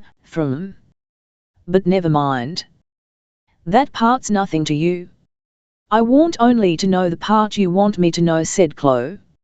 It isn't a question of what I want. It's a question of me sacred oath, Beverly answered. There was a house where I had been, to get the envelope. O'Reilly was there, too. Someone, no matter who, could have given him all the things, so he could change envelopes if he got the chance. Oh, child, I keep stumbling onto a path where I dare not step. We'll go back to the train, said Chloe. If O'Reilly had the gold wax and the seal, and the right kind of envelope, he could have made his plan, and sent his telegram, and had everything ready for the right minute in the Chicago station. Yes, he could. But it's almost impossible. It's more possible than Mr. Sands changing the envelopes, isn't it? That is the one impossible thing. The worst remains. I have lost the papers. Whether O'Reilly has them or someone else, I can't get them back. Without them, I'm mined. You shan't be, Chloe cried, twining her thin arms round her idol's waist. You must be saved somehow. We've got till 10 o'clock to think. If I were the only one, it wouldn't matter so much, Beverly said. But there's somebody who can be tortured as well as killed, if I have no bribe to offer. Those papers gave me all the power I had. Wouldn't money, Chloe began, but Beverly cut her short. No money I could get would be of any use, she said. $1 million might be. See O'Reilly and make him give up the papers, cried Chloe. Oh, but is he in New York? He doesn't live in New York, but he's here now. I know, because that man you saw, Peterson, told me. It was part of a threat he held over my head that O'Reilly and some people connected with him should be in town just now. I know the hotel he's staying in, the Diets. But even if O'Reilly would come, how could I see him without Roger knowing? It wouldn't be possible. I'll somehow make O'Reilly come, the girl promised. Don't know how, yet, but I know I will, if you can get Mr. Sands out of the house. Beverly shuddered. How horrid that sounds, as if I were plotting against him, the way women do who deceive their husbands. Well, anyhow, if O'Reilly took the papers, would he still have them, do you think? Asked Chloe, with the sudden eagerness of one who catches in desperation at a new idea. It's just possible. I can see a reason why he might have been asked to keep them, Beverly answered. If that's so, would he put them in a bank, or a safe somewhere, or would he bring them to New York? There might be a special motive for him to bring them to New York. I think there would be a motive. Well, it seems to me, the sort of man I imagined he is, would be too smart to have such things on him if he came to your house, and didn't mean to give em back to you. It would be tempting Providence, so to speak. If I were the kind of woman he thinks I am, he'd not expect me to stop short of murder to get those papers, and Beverly laughed a bitter little laugh. Good. If he comes to you and leaves the papers at his hotel, a certain thing will happen, but it's safer for you not to know, till afterward. 9. The bluff that failed. You must tell me. Beverly insisted. Tell me at once. While Mr. O'Reilly is here with you, Miss Riley without the O, will be at his hotel, in his room, helping herself to his, I mean your, papers. My child, you're mad. Beverly gasped.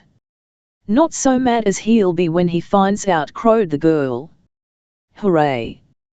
The whole business is settling itself in my head. The one trouble is Mr. Sands. The rest will be all right. Think what to do about him, Angel, think hard. Beverly thought until her brain whirled. Elle might suggest Roger's dining at his club, she said. But how I should hate to do that. He's vexed already. He has a right to be.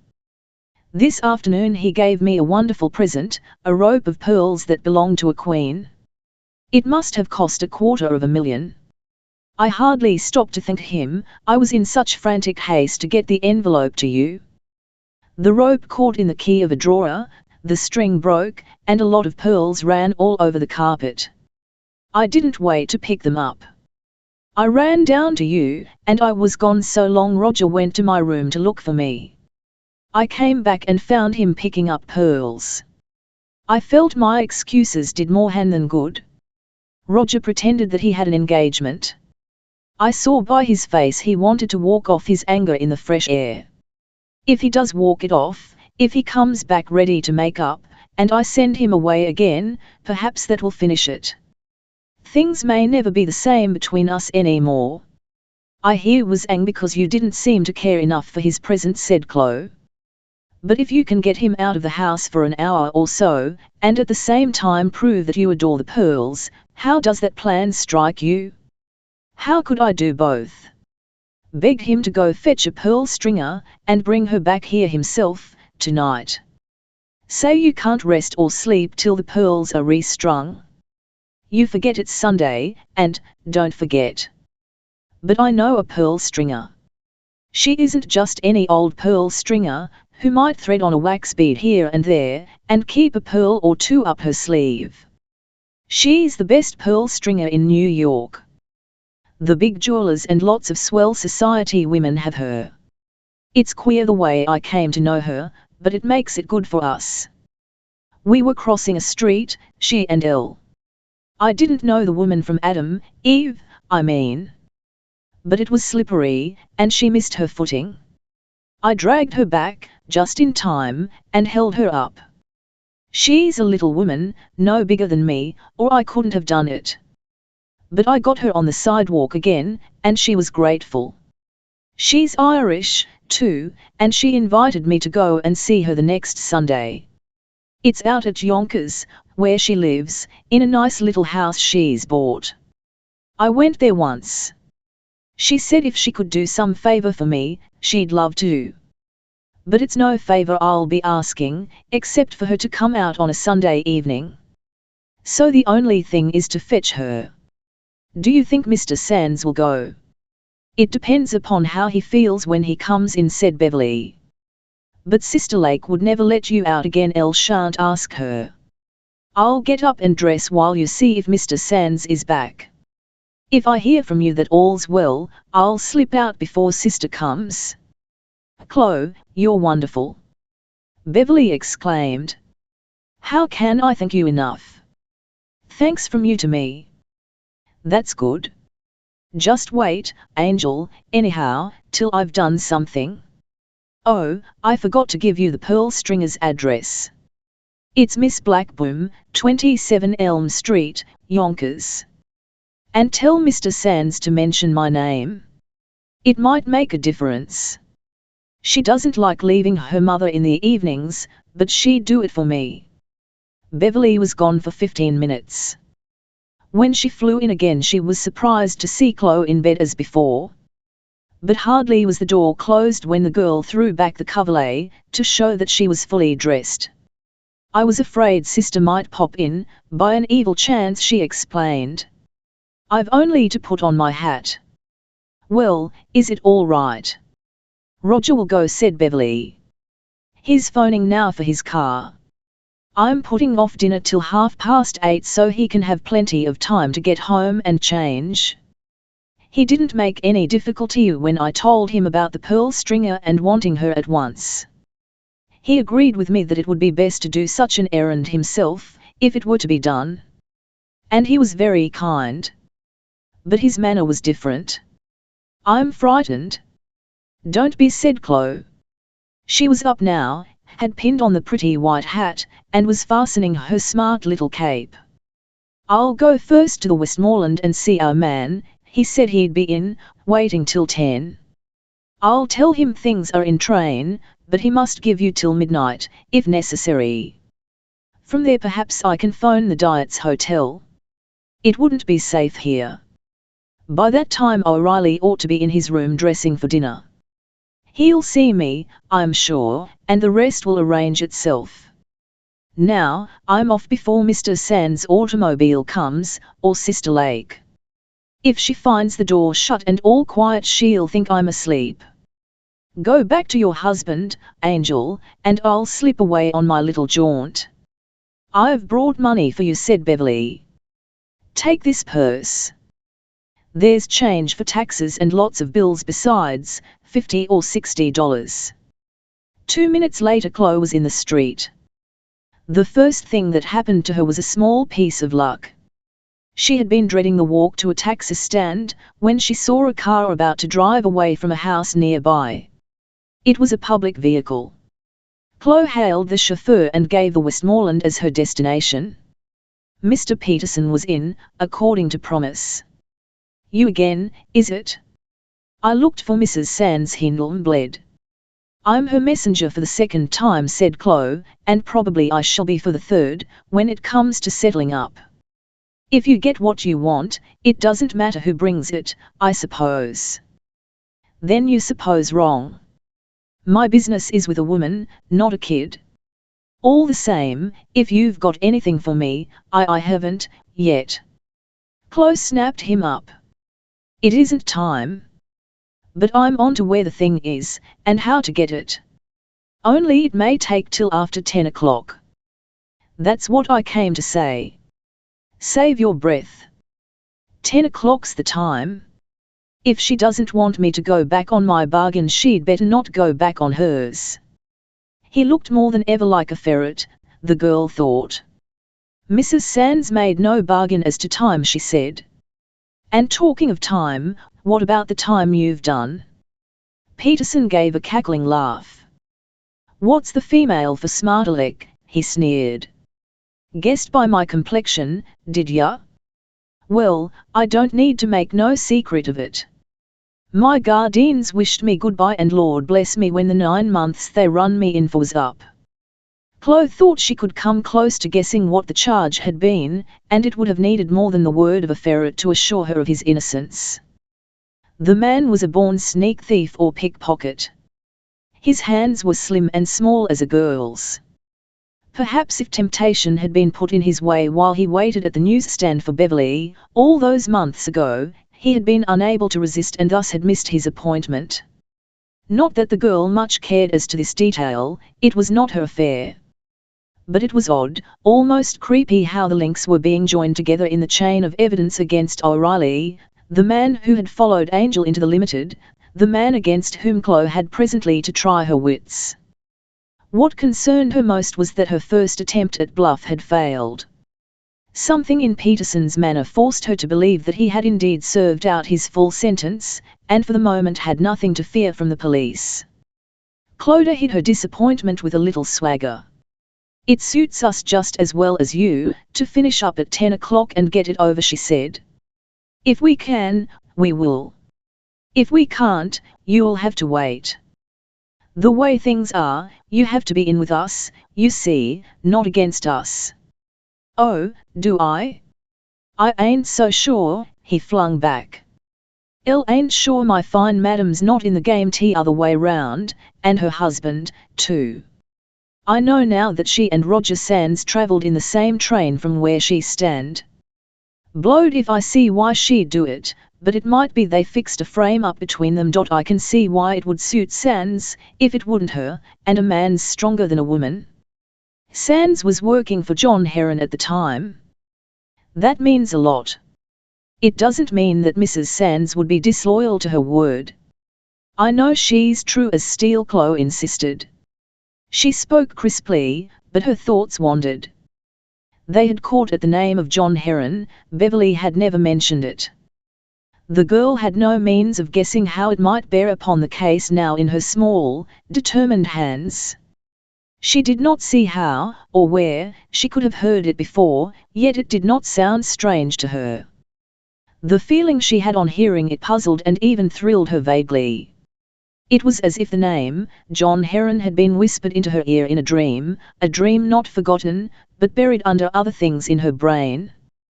The girl was suddenly alert. There was only one fact which she grasped with straining certainty.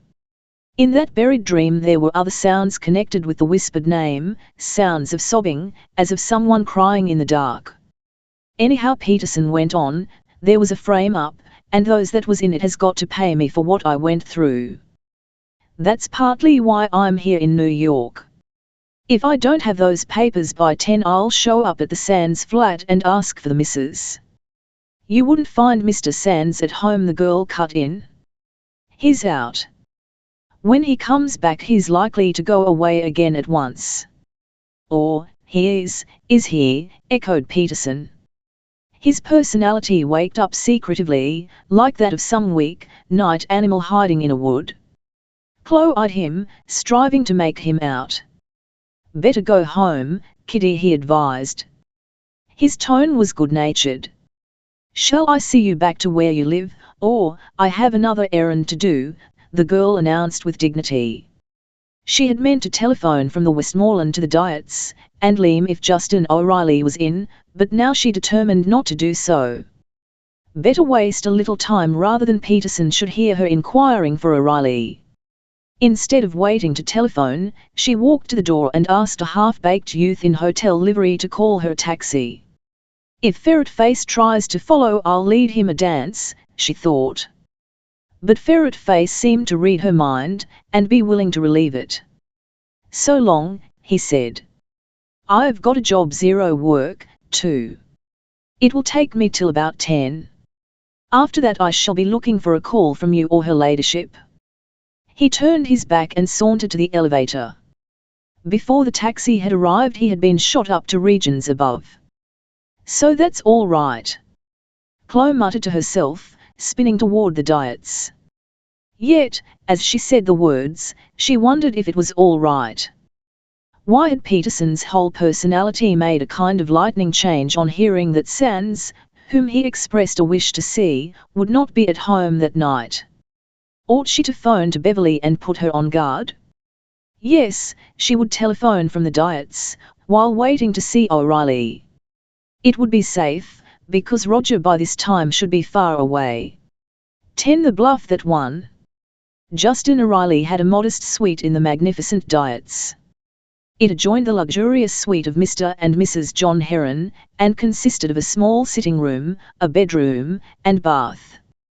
He was tying his necktie when the telephone bell rang. He grabbed the receiver as if it were a snake that had to be throttled, and gave it a grudging hello. A lady to see you, a voice answered.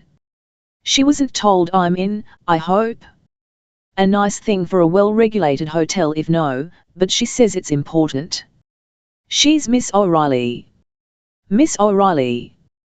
The man of that name was perplexed.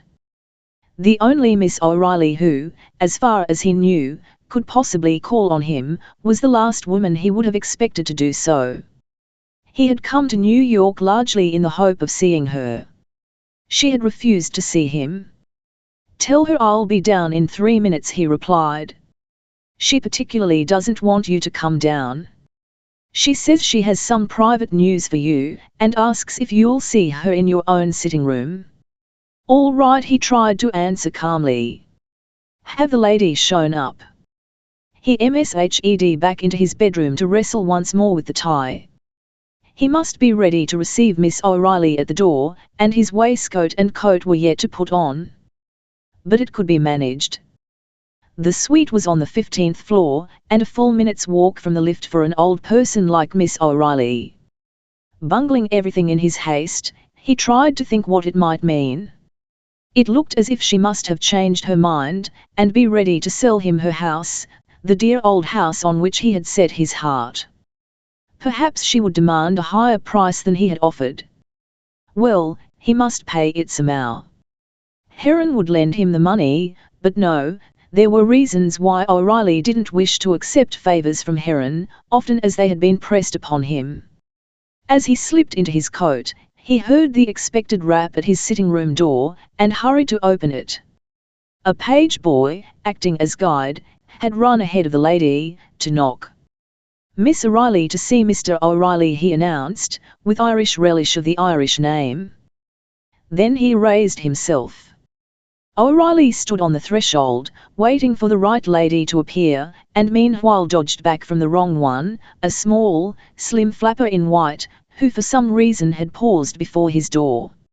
She stood quite still, and stared up at him unwinkingly, as a child stares. "Beg your pardon," O'Reilly said, wanting to laugh. "May I pass?" "I must look for a lady." "Who?" "I'm the lady," the creature in white intervened. "That is, I am if you are Mr. O'Reilly." "O'Reilly's my name," he admitted. "But I was expecting, or perhaps my cousin sent you." "Perhaps I am your cousin," suggested the girl who, Justin saw, now that he looked her deliberately in the face, had the biggest, blackest eyes, and the whitest skin he had ever seen. She had, also, red hair under a fetching hat. Although the child was no beauty, she had an amusing, elfin air. Delighted, I'm sure he felt obliged to answer. "Elle thought I had only one cousin in the world, Teresa O'Reilly, of Gramercy Park." "But, it sounds like the chorus of a song." Teresa O'Reilly, of Gramercy Park, Chloe was unable to resist remarking, with her strongest brogue. "Will you please ask me in?" she said. "My errand's very pressing." Mechanically the man stepped aside and let her walk into the room. He began to suspect that he had been spoofed. He did not invite the young person to be seated, but looked at her expectantly. Her first move was to shut the door. She did not speak. "May I know your name?" he inquired, as they faced each other. "The same as yours, but for a letter or two," said Chloe, marking time. "That's why I may be a cousin, one never knows." "I didn't come to talk about the family tree, though, Mr. O'Reilly. I came to beg, not for money, so don't be frightened." "I'm not conscious of fear," laughed O'Reilly. He couldn't help laughing. He didn't believe the girl's name was the same as his. "If I'm not afraid, I am curious," he confessed. "What are you going to beg for, if not money? Is this a message from my cousin?" Chloe ceased suddenly to be impish. She had got into the enemy's fastness by her impishness, but she could go no further on that line. This man, being the exact opposite of the type expected, upset her plan. A big danger was that she might like this O'Reilly instead of hating him. He was so pleasant and gallant-looking, more a protector than a persecutor of women. She might hesitate to cheat or trick him in whatever way came handy, and thus fail the angel on top of all her boasts. In her hot little heart Chloe prayed for the wisdom of the cement, and as her elfin face took on anxious lines, she became more interesting to O'Reilly. Her white face looked pinched and desperate. "If I were Marat, and she Charlotte Corday," was the thought that jumped into his head, "she would stab me. It's a good thing for me you have a cousin, or maybe you wouldn't have let me in. I know now why God gave me the name of Riley. I guess he'll forgive me for borrowing the O. I was obliged to get to you somehow." That was the one way I could think of. It was a pretty smart way, O'Reilly flattered her. "But you haven't told me Elle will. Only, I think I'll have to sit down. I feel rather queer, good Lord. You can't faint here, won't, unless you make me, I'll promise that." She had her cue now. "Sit down," for heaven's sake," said O'Reilly, pulling up the biggest chair in the room. Chloe sank into it. Closing her eyes, she drew in a gasping breath which made her girlish bosom heave. The man stood by, feeling absurdly helpless. "Shall I ring for brandy?" he suggested. "No, please." She opened her great eyes again. "Only listen. I've come from Mrs. Roger Sands, to beg you for those papers of hers." "Mrs. Roger Sands? Her papers?" "I know nothing of any papers belonging to Mrs. Roger Sands," O'Reilly exclaimed. "What papers are you talking about?" "The ones you hired a man to steal when the train got to Chicago." O'Reilly started. "Whose accusation is that?" he asked sharply. "Not hers, it's mine." "Yours." "Once again, who are you? What are you in this?" "I'm nobody. I'm only a lion's mouse." O'Reilly did not ask what it meant to be a lion's mouse. He understood. His mind was not less quick than hers. "And I'm the net you hope to gnaw. Miss Mouse, your little teeth will find me tough. I may say I'm a patent, ungnawable net. The best thing for you is to go home as fast as you can and tell those who sent you." "Ill sent myself," Chloe explained, with tired obstinacy. "I told you I had to see you somehow." "Oh, Mr. O'Reilly, you don't look the sort of cruel pig I thought you would be.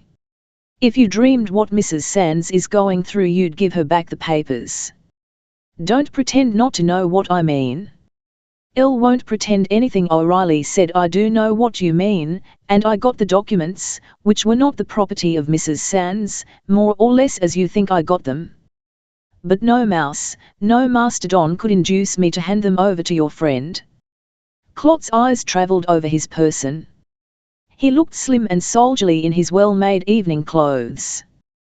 There could be nothing thicker than a watch, and that a thin one, in his pockets. "If you would see Mrs. Sands, maybe you'd change your mind," she pleaded, in her creamiest Irish voice. "Take me back to her, and take the papers along." "Then, if you can't do either," was O'Reilly's ultimatum, "I'll take you downstairs and put you in your car if you've got one, or a taxi if you haven't." "But, you'll have to take me home," said Chloe. "Ill won't try to start without you. I've gone through enough. I'll just let myself collapse. I promised not to faint unless you made me. Now you are making me. You deserve to be thrown out of the window." "Have been, once," the pale girl announced. "It was 4 stories up, and all my ribs were smashed. This is my first day out of bed. I thought I could manage it, if I were kind. I'd gladly die for Mrs. Sands. And if I do, brace up." O'Reilly cried. "I'll take you home. I know where the house is. I passed it this afternoon. There was a man who, but no matter. Have you got a car below?" Chloe was almost past answering, almost, not quite. But weakness was her cue as well as the line of least resistance. Having now an incentive to let herself go rather than brace up as O'Reilly urged, she enjoyed collapsing. Yet something within was on guard, and knew that O'Reilly had to be watched. He dashed to the telephone and ordered a taxi. Then he returned to the girl in the chair. Her eyes were half shut, a rim of white showing between the lashes. The man could not help believing the queer story she had gasped out, about the fall, and the broken ribs, and this being the first day she had left her bed. That would account for her thinness and paleness. He touched her hand, which hung over the arm of the chair. There was no glove on it, and the pathetically small thing was icy cold. "She's fainted, fast enough," he growled. Chloe heard the words dimly, as though she had cotton wool in her ears. Her duty was to trick the man, but she didn't like doing that duty. O'Reilly gently laid down the tiny paw he had taken in his. It was limp as the hand of a dead girl. Chloe would have felt less compunction if he had dropped it roughly. He took a few brisk steps, as though he had come to some decision. She forced herself back from the brink of unconsciousness to realize that he was going toward the door, not the outer door, through which she had entered, but another. He opened this, and Chloe saw that beyond was a bedroom. Quickly he went to a table where stood a tall glass jug filled with crushed ice and water. His back was turned to the girl as he began pouring the jug's contents into a tumbler, but suddenly, as if on a strong impulse, he turned. Chloe did not even quiver. Something told her that the thing she had prayed for was about to happen. 11.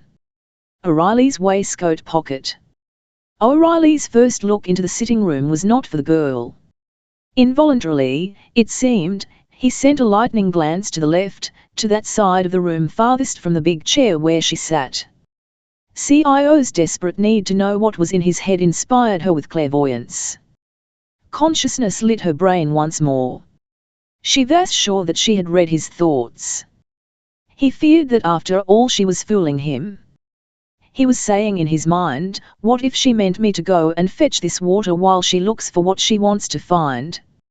Now Chloe was certain at last, not only of his having the papers, but that they were in the room, somewhere on that left side, where his glance had flashed. It was hard to keep still, without the flicker of an eyelash, but she believed, as O'Reilly came back to her, that she had stood the test of his stare. He moistened his handkerchief, and gingerly dabbed the girl's forehead. It was a relief to come to be able to start, and draw a long breath. There. You're better, aren't you? He asked. Yes, she breathed. Elle should like to go home, but I'm afraid, don't be. I'm going with you, he said. By this time a taxi's waiting for us. Do you think you can walk if I'll give you my arm? I'll try, Chloe answered, gratefully. No pretense of weakness was needed. She felt like a rag. O'Reilly took her by the hand, and with an arm round the slim waist raised the girl to her feet. Once up, she swayed as if she might fall, but he held her firmly. Lean against me, he said, in a kind voice. She had never before been so near to a man in her life. You're very good to me, she whispered. Elle should like you, please, to remember that I thank you. I'm sorry I said you deserve to be thrown out of the window, O'Reilly absolved himself. Whatever else you may be, you're a good plucked one. Now, here we are at the door. Are you sure you can walk to the elevator? Hang on to my arm. She hung on to it. They reached the lift, which came to them in a few seconds, unoccupied save for the youth who ran it. Clodagh kept up bravely until she was seated in the taxi, and could have kept up until the end without too great an effort, for her collapse had made her feel rested. It was not, however, the girl's materia to keep up. The task was but half accomplished. The hardest part was to come. She knew, or thought she knew, that O'Reilly had the papers, that they were in New York, not only in New York, but in his private sitting room at the Dietz Hotel. They were in some hiding place there, and for an instant he had feared her knowledge of its existence. He had expected her to try, while his back was turned, to steal its contents. CIO's nimble brain, deducing all this from what had happened, deduced something else as well. The man would have had no fear if the secret were impossible for an outsider to learn. It could not be impossible. It couldn't even be difficult, if she might have solved the puzzle while his back was turned. For her, O'Reilly's uneasiness was a hopeful sign. Somewhere on the window side of his private parlour at the Dietz the papers which Angel needed were hidden. Each second during the girl's slow progress to the lift, her descent, and her short walk to the taxi, was spent in sorting out these deductions. Those big black eyes of Clodagh O'Reilly's had not been given her in vain. One swift glance during the cold water treatment had shown her many details useful to remember. On one side of the window was a desk. In the desk was a drawer, and the key thereof was in the keyhole. It seemed improbable that secret papers should be kept in such a place, but circumstances might have forced O'Reilly to leave them there. On the other side of the window was a kind of buffet, with glass doors and shelves and a closed cupboard, but Chloe had less hope of this than of Theodosic. There might be a less obvious hiding hole than either, perhaps a sliding panel in the wall. There must in any case be a key, and that key must be on the person of O'Reilly. She would have to use all her wits to get it while they were together in the taxi. And there was the key of the suite to get also, but that would be easier. She had seen O'Reilly take the big key from a table, as they went by, slipping it into the pocket of his dinner jacket. Forced to support his half-fainting guest, he had not put on an outer coat, so the key was within reach of clever and determined fingers. Clodagh's were determined, and, she hoped, clever. With this design bumming in her head and tingling in her hands, she decided to faint again as they started for home, and keep O'Reilly occupied every inch of the way. "I'm afraid I'm not so strong, after all," she sighed, as the taxi door shut, and proceeded to flop like a large rag doll. Her head fell on the man's breast, and rolled across to his left arm, her hat askew. "I'm very ill," she moaned. "Something hurts so. My hat pin, ill," and her voice trailed into silence. "Poor child," the man exclaimed, completely taken in at last. The hat pin was sticking in very deep. Not that she minded a little pain. But the great thing was to keep O'Reilly's hands busy. Clumsily, obstinately, he fumbled among the meshes of ostrich plume wound around her hat. The head of the pin eluding him there, he tried beneath the brim, his fingers tangling in thick waves of hair. They were soft waves, softer and silkier than the ostrich plume. No man with blood in his veins could have touched them without a thrill.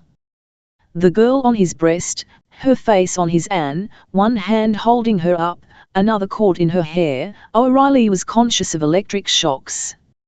His hands and attention thus engaged, Chloe got the chance she'd waited for. Delicately, stealthily, like the mouse she called herself, she extracted the door key from O'Reilly's pocket. So far, so good. But the next deed would try her mettle. Lightly as a flitting shadow the small fingers moved over Thimon's waistcoat, from the belt line to the breast. She could feel his heart thump, and almost started, but controlled herself. Chloe had noticed that men often wore a short chain or ribbon, attached to a watch, and hanging from the waistcoat pocket with a seal, a society badge or a lucky souvenir. O'Reilly wore no ornament of that sort, but there was a watch, a thin watch which she could feel through the cloth, and some flat object with it. If she could slip a finger into that pocket without his knowing. But now they were in Park Avenue, not far from the imposing apartment house at the Cummer, where Mr. and Mrs. Sands lived. Chloe availed herself of a slight bump, and showed signs of sliding off the seat. O'Reilly, who had just extracted the hat pin and stuck it into his coat, steadied her with an effort. Fortunately there was no need to look out and stop the chauffeur. That afternoon O'Reilly had passed the building, informed by Count Lavoresco who lived there, and had looked up with a certain curiosity. He remembered the number, and in leaving the Diets had been able to give the address. The taxi stopped, and O'Reilly prepared to carry the fainting girl into the house. She would be a light load. As he got out of the taxi with CIO in his arms a man came forward. "Won't you let me help you, sir?" he civilly inquired. "You may run ahead," said O'Reilly. "I can manage the young lady myself." The man who had offered his services disappeared into the house, and found the porter, a substantial person in livery. Chloe conveniently revived when placed on the seat of the lift. O'Reilly sat by her side, supporting the limp body, her hat in his hand, while the porter shot the elevator up to the Sands floor. "Lord Almighty," the old fellow exclaimed, "if this ain't the poor child that's been an invalid all these weeks. Mrs. Sands will be in a way. Must be near 8 weeks since this little gal was brought in on a stretcher, looking like dead. She ought to be in bed. Somebody should have looked after her," said O'Reilly. "That's it, sir. Her nurse is out, gaddin'. Brute." Chloe heard O'Reilly mutter. And leaning comfortably against his shoulder she felt wicked, treacherous, because she had more than once applied the same epithet to him. Whatever happened, never would she do that again. The elevator stopped. The porter touched the electric bell at the Sands door, and almost instantly a manservant appeared. His cry of surprise brought Mrs. Sands herself out from a room at the end of the hall. The porter tried to explain everything, failed, broke off to question O'Reilly. O'Reilly answered, Beverly exclaimed, and among them, all was confusion.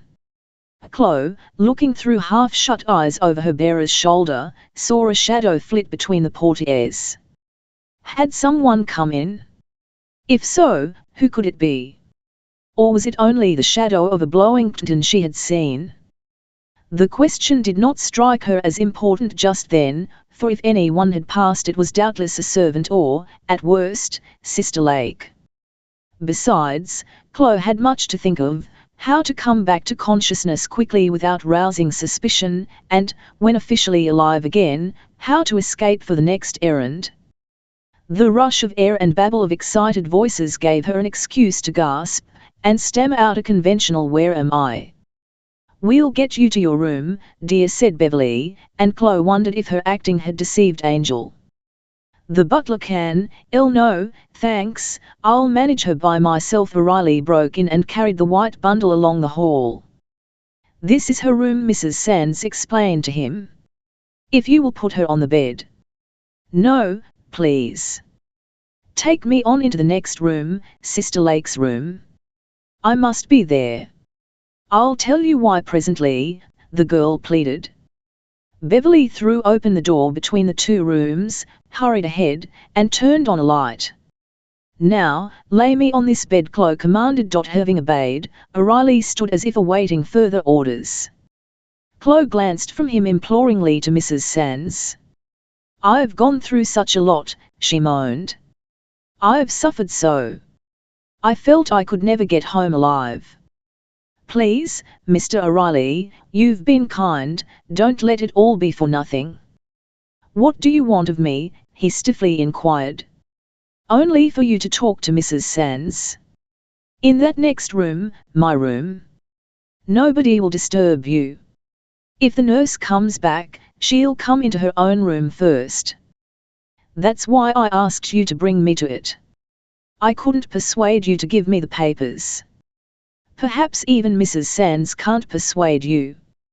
But I beg, I pray you, to give her the chance. Listen to what she has to say." "Very well," he answered, grudgingly. "I'll do what you ask. But I'll do it for your sake." Beverly had remained on the threshold of the next room. Now she retreated into it. O'Reilly followed, but at the door he turned. "Goodbye," he said to Chloe. "Goodbye," she echoed. "And thank you again, for everything." She had more to thank him for than he knew, the contents of her tightly clutched hand. 12. The horizontal panel. Following Mrs. Sands, O'Reilly left the door between the two rooms open, but Beverly stepped quickly back and closed it. "She's grand, the darling," thought Chloe. "Trust her to forget nothing. Her shutting that door proves how she counts on me." The girl was deadly tired, and her head ached, yet she snuggled up as the door clicked. O'Reilly had brought in her hat and dropped it on a table. There was no hat pin, but Chloe crushed the soft toque down over her masses of red hair, and hoped she was not untidy enough to be conspicuous. Unsteadily she tottered to another door, the door that led into the corridor. This faced a narrower passage to the kitchen and domestic offices of the flat. Chloe would have to take that way because, if she ventured into the lift and showed herself in the hall below, the porter might take alarm. He might fear that Mrs. Sands' protégée was trying to escape for some sly purpose of her own, and refused to let her go till he had telephoned upstairs. In a quaint outside pocket of her new frock Chloe had put the purse given her by Beverly. Through her adventures she had remembered to make sure occasionally that it had not dropped out. Now she opened the purse, selecting two $10 bills and two of $5. That ought to do for 'em all, she said, even if the lot are at home. And, money in hand, she ventured to the kitchen door. Only the chef and a woman assistant were at work. I'm Chloe Riley, the girl Mrs. Sands has been good to, she eagerly explained. I'm well again, and I have to go out. Mrs. Sands has a visitor, and I don't like to disturb them. Will you let me down your way? So speaking, she laid a $10 bill and a $5 bill side by side on a table. She made no reference to the money, nor any gesture indicating it, nor did the others appear to see it. The chef escorted her in silence to the servants' elevator. There was a button to push, and down the girl went, rejoiced at passing another stage of her journey. 5 minutes more, and she was in a taxi, tearing back to the Dietz Hotel. This time she marched boldly to a lift in a long row of half a dozen. 15th floor, please, she said, as if she owned the hotel, and was taken up without question. Thanks to my swell clothes, she thought. Not far would I get in this place if I had on my old black. Armed with O'Reilly's key, Chloe threaded her way through several corridors and arrived at the door of his suite. Her fingers shook so that she could not find the lock, and as she fumbled for it, the door of an adjoining suite opened. The nerve-tried girl started as if she had been shot, and dropped the key on the carpet. Silly fool, she scolded herself as she stooped to retrieve it, and to hide her face. If only the people, she knew by the voices they were man and woman, would pass before she had to look up. But they were in no hurry to pass. They had paused in front of their own door, and were talking in low tones, about her, Chloe was sure. In a big hotel, the chances were 10 to 1 against their knowing O'Reilly. Raising her head, she tried to eye the pair with airy arrogance.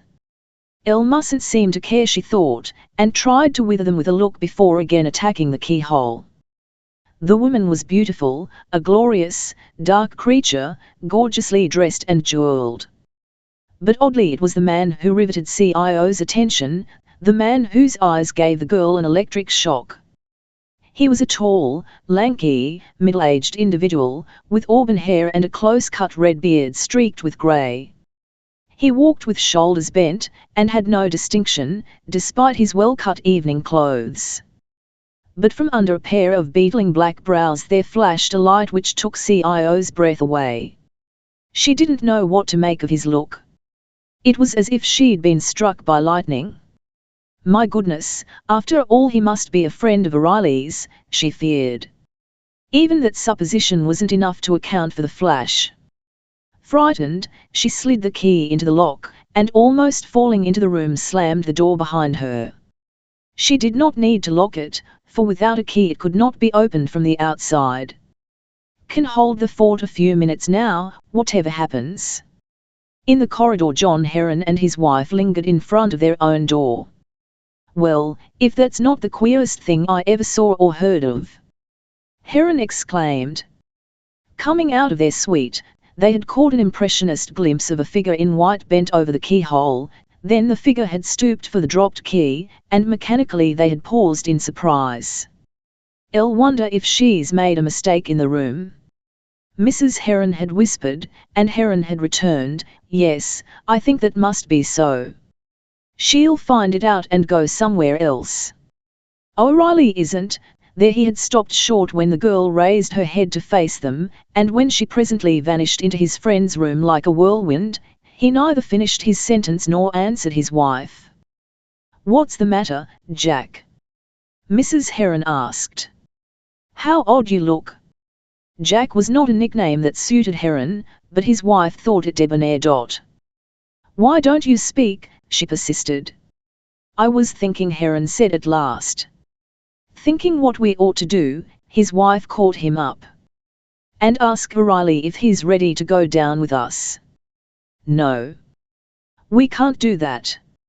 Shall we knock? I'll suppose not. But weren't you going to say it isn't like O'Reilly to have a girl calling on him in his rooms? I don't remember what I was going to say, he snubbed her. It doesn't matter, anyhow. After all, why shouldn't he? What is it to us? Well, I feel queer about it, objected Dolores Heron. The creature may be a hotel thief. Nonsense, fumed the man. The girl was a child, 16 or 17. We can't mix ourselves up in such an affair. Let's mind our own business. You needn't be so cross. I haven't done anything, Dolores reproached him.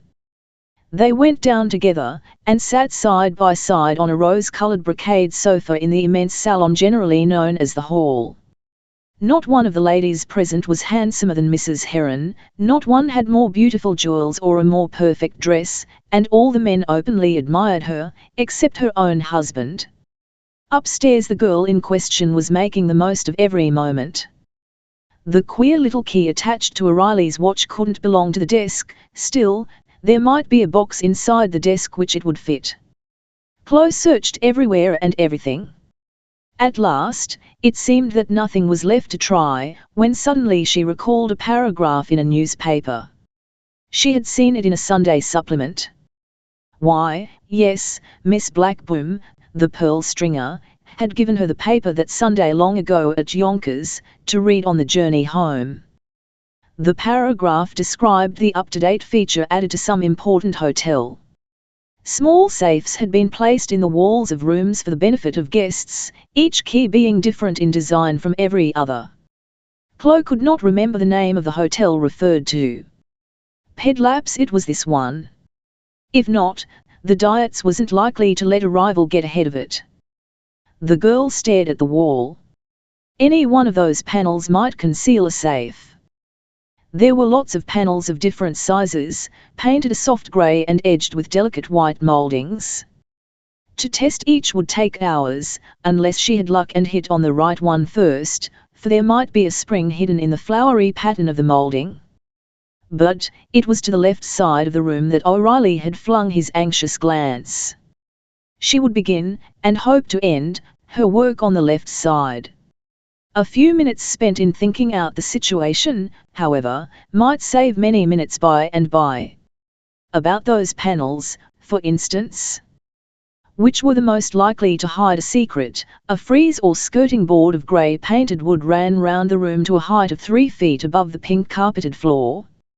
Above this frieze, distributed at regular intervals, were large plaster panels, 2 on each side of the room, forming backgrounds for gold-framed, coloured prints, and between these were small, narrow panels, ornamented with conventional flower designs. Beneath and above the latter were panels still smaller, placed horizontally, and outlined with white curlicues and flutings. They were about 4 inches in height by 10 inches in length, and on the left side of the wall there were 2. Just the right size for nice big jewel boxes, Chloe thought.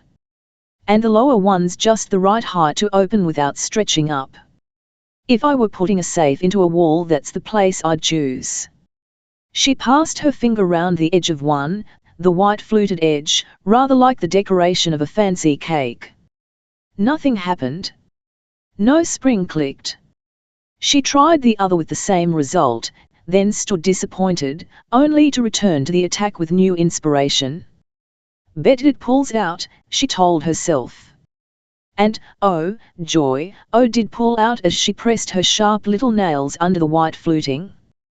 The whole thing came away from the wall like the loose side of a box, having been kept in place by thin prongs of metal. Behind this cover was a steel or iron door of practically the same dimensions as the panel. It also was painted grey, and showed a tiny keyhole like a slit made with a pair of sharp scissors. Chloe deposited the cover close by on the desk, where it would be within reach if wanted in a hurry. Then she inserted the key attached to O'Reilly's watch. It slipped into place. It tummed.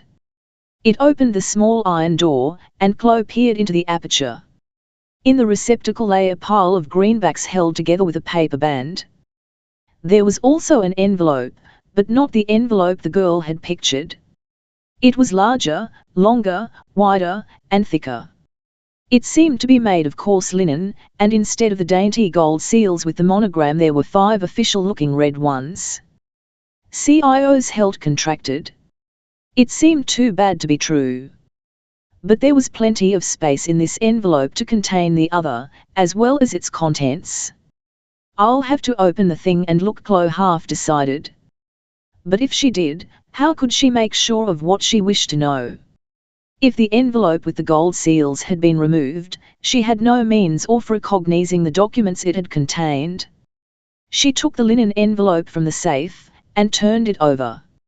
Upon the other side was an address, written in a strong, peculiar hand, Justin O'Reilly, care of the manager, Columbian Bank, New York City, she read.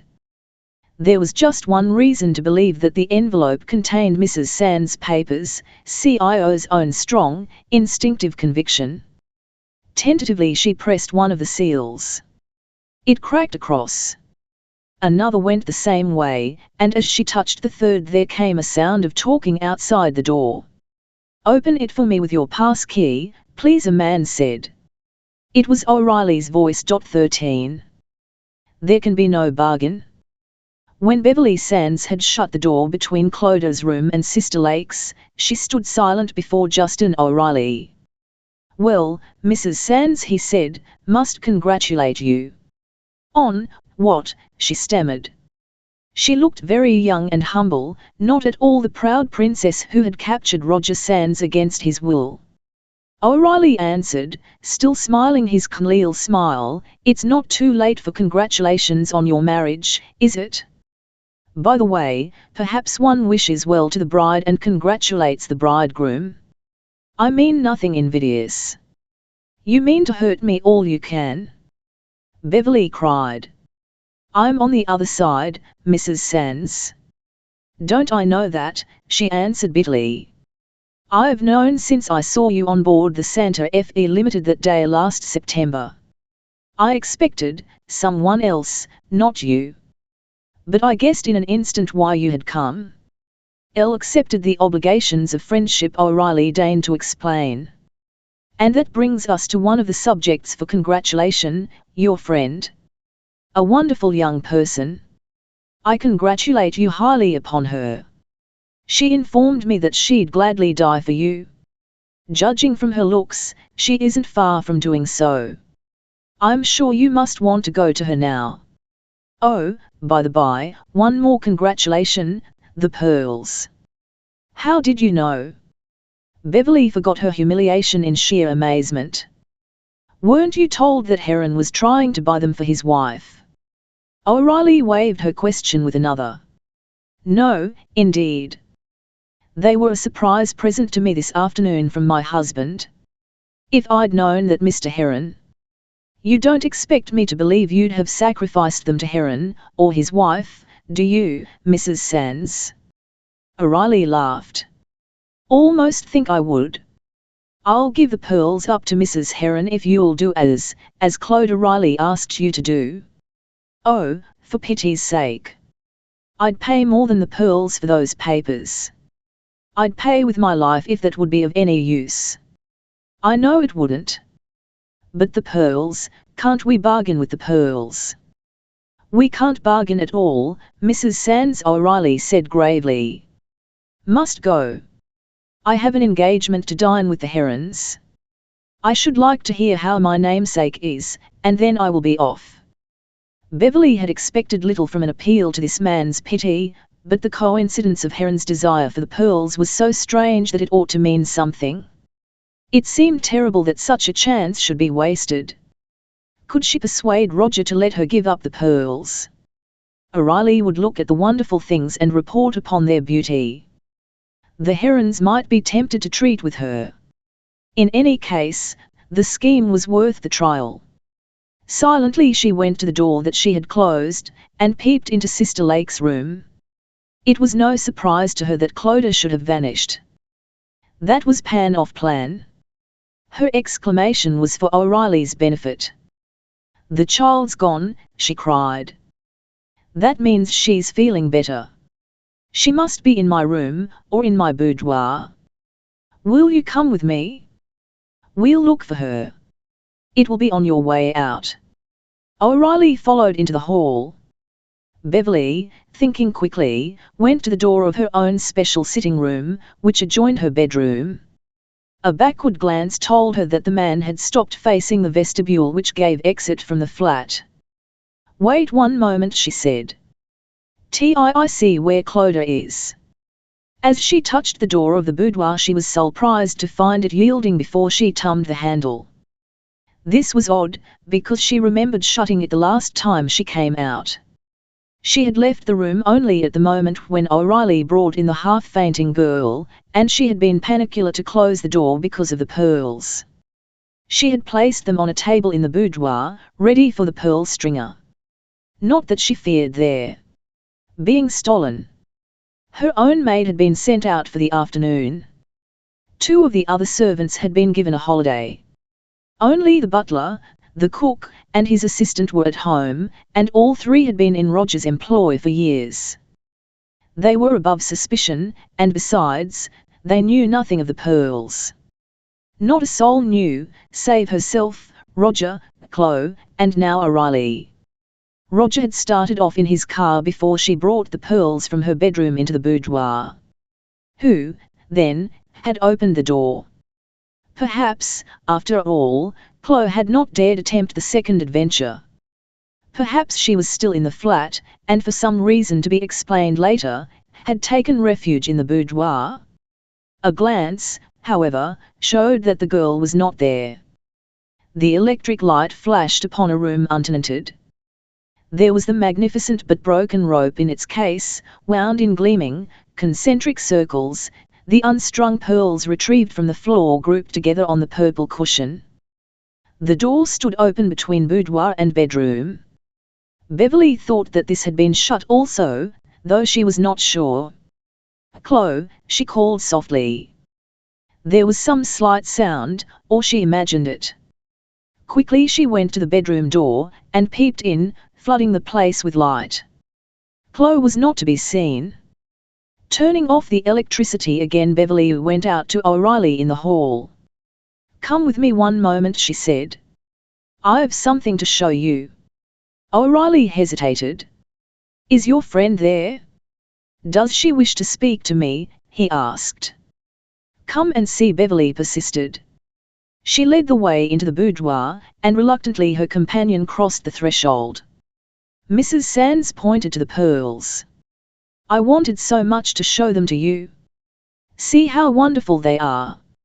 Mr. Heron's so proud of his wife. I could arrange some plan, I'm sure, if, a door slammed, and Beverly's sentence broke off with a gasp. Mechanically she shut down the cover-off velvet case. If Roger had come back, if, after all, he had only pretended to go for the pearl stringer. She dared not guess what he would think at finding O'Reilly with her in his house. Too well she remembered the day of their one quarrel, when he had brought up this man's name in connection with Klotz, when he had accused her of crying it out in her sleep. "Mr. O'Reilly," she said, very quietly, "that may be my husband coming home. If it is, you will have to meet him. It can't be avoided.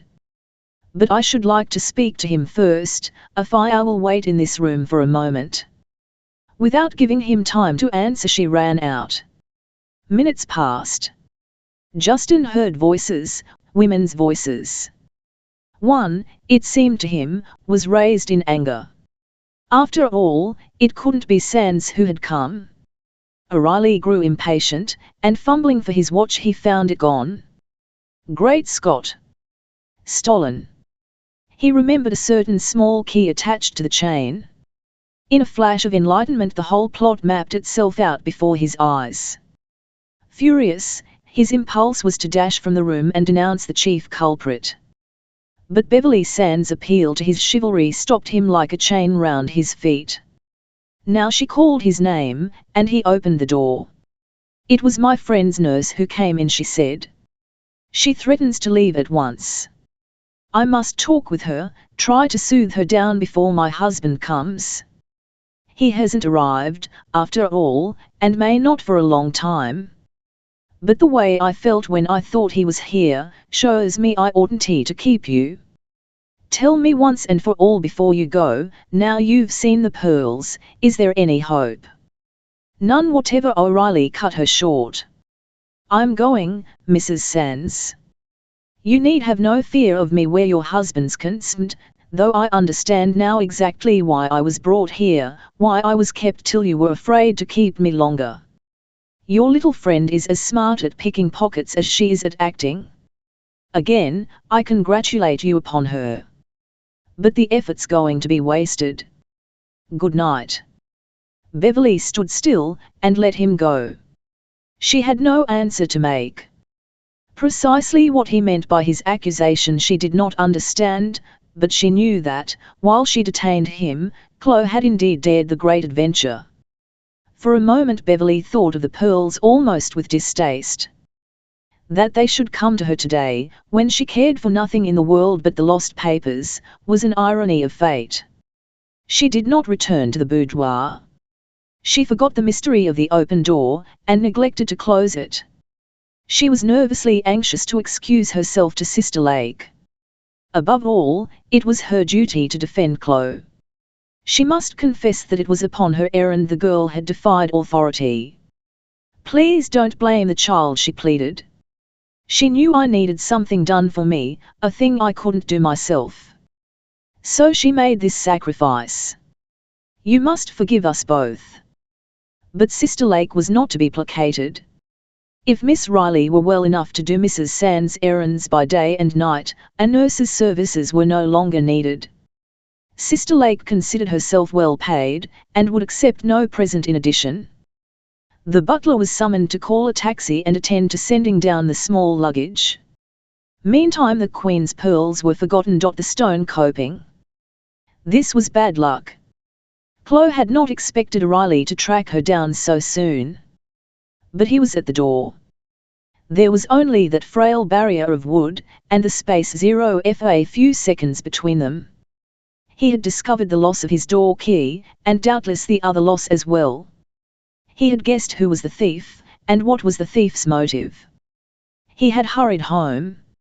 A moment more, just the little delay of fitting in a pass key, and he would catch the culprit red-handed. He would deprive her of the spoils.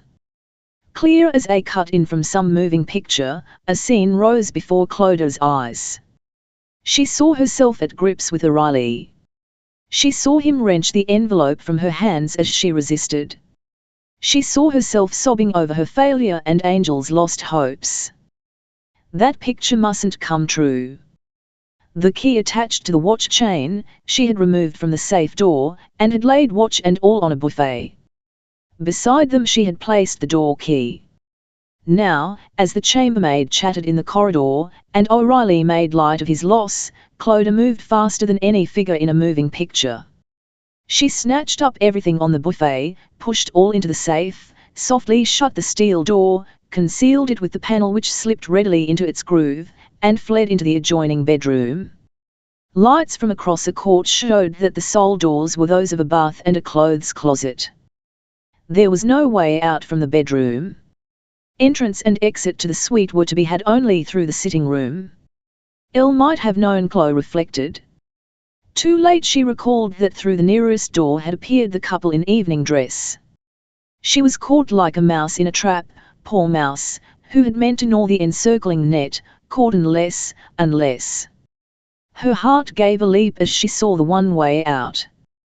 The night was wan, and the window had been opened wide to let in the blue dusk. Light from opposite windows giving on the court shone upon a stone coping. It was broad, as copings go, broad enough for some white roses dropped from a window above to lodge without falling farther. It was this conspicuous splash of white on the dark stone which put into Cio's mind the word unless. The chambermaid was rattling her pass key in the lock. If the thing were to be done, it must be done now. Yes, that stone coping ran all the way along under O'Reilly's window as well as those opposite. It was quite 14 or 15 inches in width, Chloe thought, and was placed twice as many inches below the window sill. It would be easy to step down onto the ledge, and only a short distance away was the window of the next room, a room in the suite occupied by the couple she had seen. That window was open, like O'Reilly's. Chloe could be sure of this, because the lace curtains were blowing out in the draught from some other window. They were of thick lace covered with embroidery, and if one could catch hold of a curtain as it blew, the stuff wouldn't tear. As for the stolen envelope, it was safe in one of those odd, new-fashioned pockets of hers. Hastily she made it more secure with a big pin, by which she fastened it to the cloth of her dress. Thus both hands were free. But it took courage to start. "Oh, I must do it," she thought, her body ice, her soul aflame. "It's for Angel. If I don't look down, I shall be all right. And even if I fall and smash like an egg, I'll be no worse off than before she saved me. I'll be back just where I was that day." Uninvited, the chambermaid had followed O'Reilly into the next room. She was talking volubly, hoping that he'd mislaid the door key, that it hadn't been stolen. Chloe, in making her dash for the bedroom, had quietly closed the door between, but she could hear that the two were talking. Anyhow, the girl tried to think, it was the first step that cost. Once outside the bedroom window, plastered against the wall, the danger of being caught was over. O'Reilly would search the clothes closet, and peer into the bath. Then he would suppose that the bird was already flown. Never would he dream that a girl would dare what she meant to dare. Oddly enough, that reflection decided Chloe to act. For the moment, fear left her free. She stepped briskly over the window sill with one foot, and landed on the ledge. It felt solid, almost comforting, but as she groped for it with the other foot, horror caught her again, poured through her veins like iced water and made her heart feel a dead thing. She tried not to think of anything except that kind curtain flapping in the wind. She clung to the window frame with fingers so damp that they slipped on the stone. Holding on for dear life, yes, life was dear, now it hung by a edged along, her cheeks scraping the wall as she moved. One step, 2, 3, another would take her so far that she must let go of the window frame. Could she reach the blowing curtain? A few moments ago it had seemed to beckon. Now she depended on it. The white folds eluded her hand. If the wind dropped, she was lost. She couldn't help thinking of all the things she wished not to think of. She thought of that immense depth below her narrow perch. She didn't believe the man or woman lived strong-minded enough to forget it. As she reached out with her free arm for the curtain, a light sprang up from the room she had left. O'Reilly was there, searching for her. It had been simple to say, while she stood on a solid floor, that he would not look out of the window. But he might look out, he might hear her feet shuffling along the ledge. If his head appeared now, she would fall. The girl began to shake all over like a winter leaf on a high branch. She would have to go, she thought. But the curtain was blowing very near, so near that she ventured another step. The lace brushed her fingers. With a last effort she grasped a fold. Courage came back. Now she had let go of O'Reilly's window frame. She had passed on beyond hope of return, and yet she had no firm grasp upon the curtain. Before it could give the suppin a rope gives a climber, she must slowly, patiently, draw it toward her inch by inch until she had it taut. "Angel, are you praying for me?" she wondered. Because she could not pray for herself.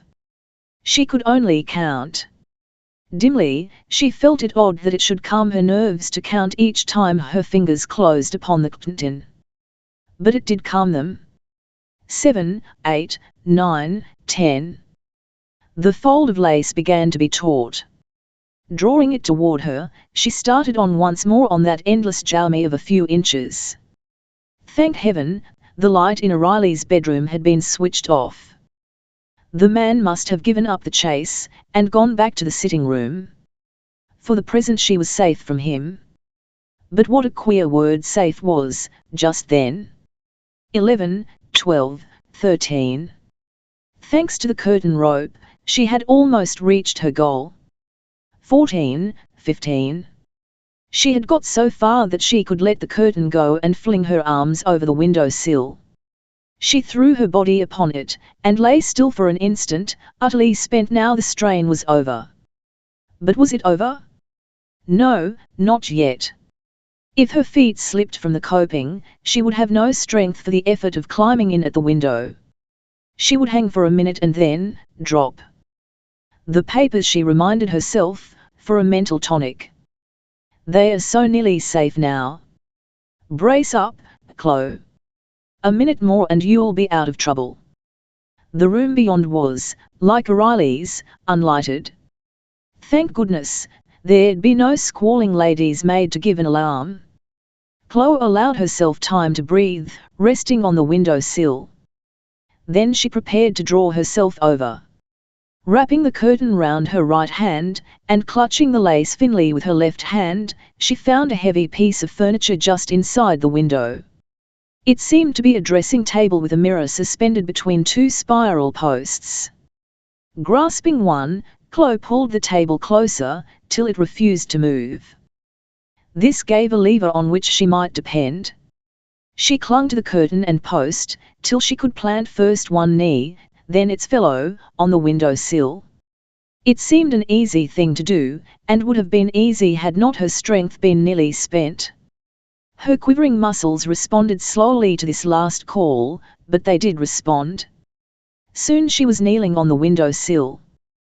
Then one foot was over, groping for the floor. She had just found it when a key grated in a lock, and before she could hide behind the curtains a door opened wide. A flood of light streamed in from the corridor, and outlined her white form against the blue background of the night. 15. The number 17. To go back meant death, and the loss of Beverly's papers. Besides, she had been seen. For once, CIO's wits refused to work. Like a frozen flower, she remained motionless in the window. The figure in the doorway was that of a man. The light coming from behind made his face a blank for her eyes, but the girl saw that he was taller than O'Reilly and of a different build. Perhaps it was the owner of the suite, he who had gone out with the beautiful woman. The man made no move. He stood in the doorway as if rooted to the floor. My God! Chloe heard him mutter. The fool takes me for a ghost, she thought. Now's my chance, before he plucks up courage. Down came the other white shoe on the carpet with no more noise than a rose petal falling. Then followed a second of indecision. Should she risk pushing the man aside, and fleeing past him into the hall? No, her touch would break the spell. She must go on with the ghost play, and vanish in the dark. Light from outside showed her the open door of an adjoining room. Thence came the draught which had set the curtains blowing. Chloe took a few floating steps toward the man, then dodged aside, and disappeared into the room beyond. Softly she closed the communicating door and slid the bolt. Almost opposite where she stood opened a cross passage leading to a wing of the hotel. With a bound she reached it, not daring to look behind, yet listening with the ear of the hunted for the hunter, as she ran. Coming to a staircase, the girl plunged down it 2 steps at a time. On the floor below, however, she ventured to moderate her pace. This was the dinner hour, most of the guests would be in the restaurant, or out of the hotel for the evening, but there would be servants about. Chloe forced herself to descend sedately, flight after flight of stairs, not daring to enter a lift. At last, when it seemed that she had come to earth from the top of Jacob's ladder, the stairway ended. Timidly following a passage that opened before her, she ventured into a wide, important hall. There was a cloakroom in the hall. Ladies were going into it and coming out. Chloe heard music in the distance and saw a marble balustrade. This balustrade was for her a landmark. She knew by it that she must have reached the story above the ground floor, and that the large corridor of the cloakroom opened onto a gallery overlooking the main hall. She had glanced up and admired that marble balustrade when she first entered the hotel. She had seen also a wide marble staircase leading up to the gallery. It must be near, she thought, but it was a way of exit to avoid. If O'Reilly were on guard below, or even if he had merely telephoned her description to the office, she and the stolen envelope would be promptly nabbed in the hall below. She had dared too much to be tamely taken now. Mirrors were let into the panels of the wall, and Chloe paused before one, pretending to straighten her hat. She wanted time to make up her mind. The ladies who left their wraps in this upstairs cloakroom must be dining in private rooms on the same floor, she thought. Out there in the gallery their men will be waiting for them, the girl told herself, and maybe that's where my man is waiting for me.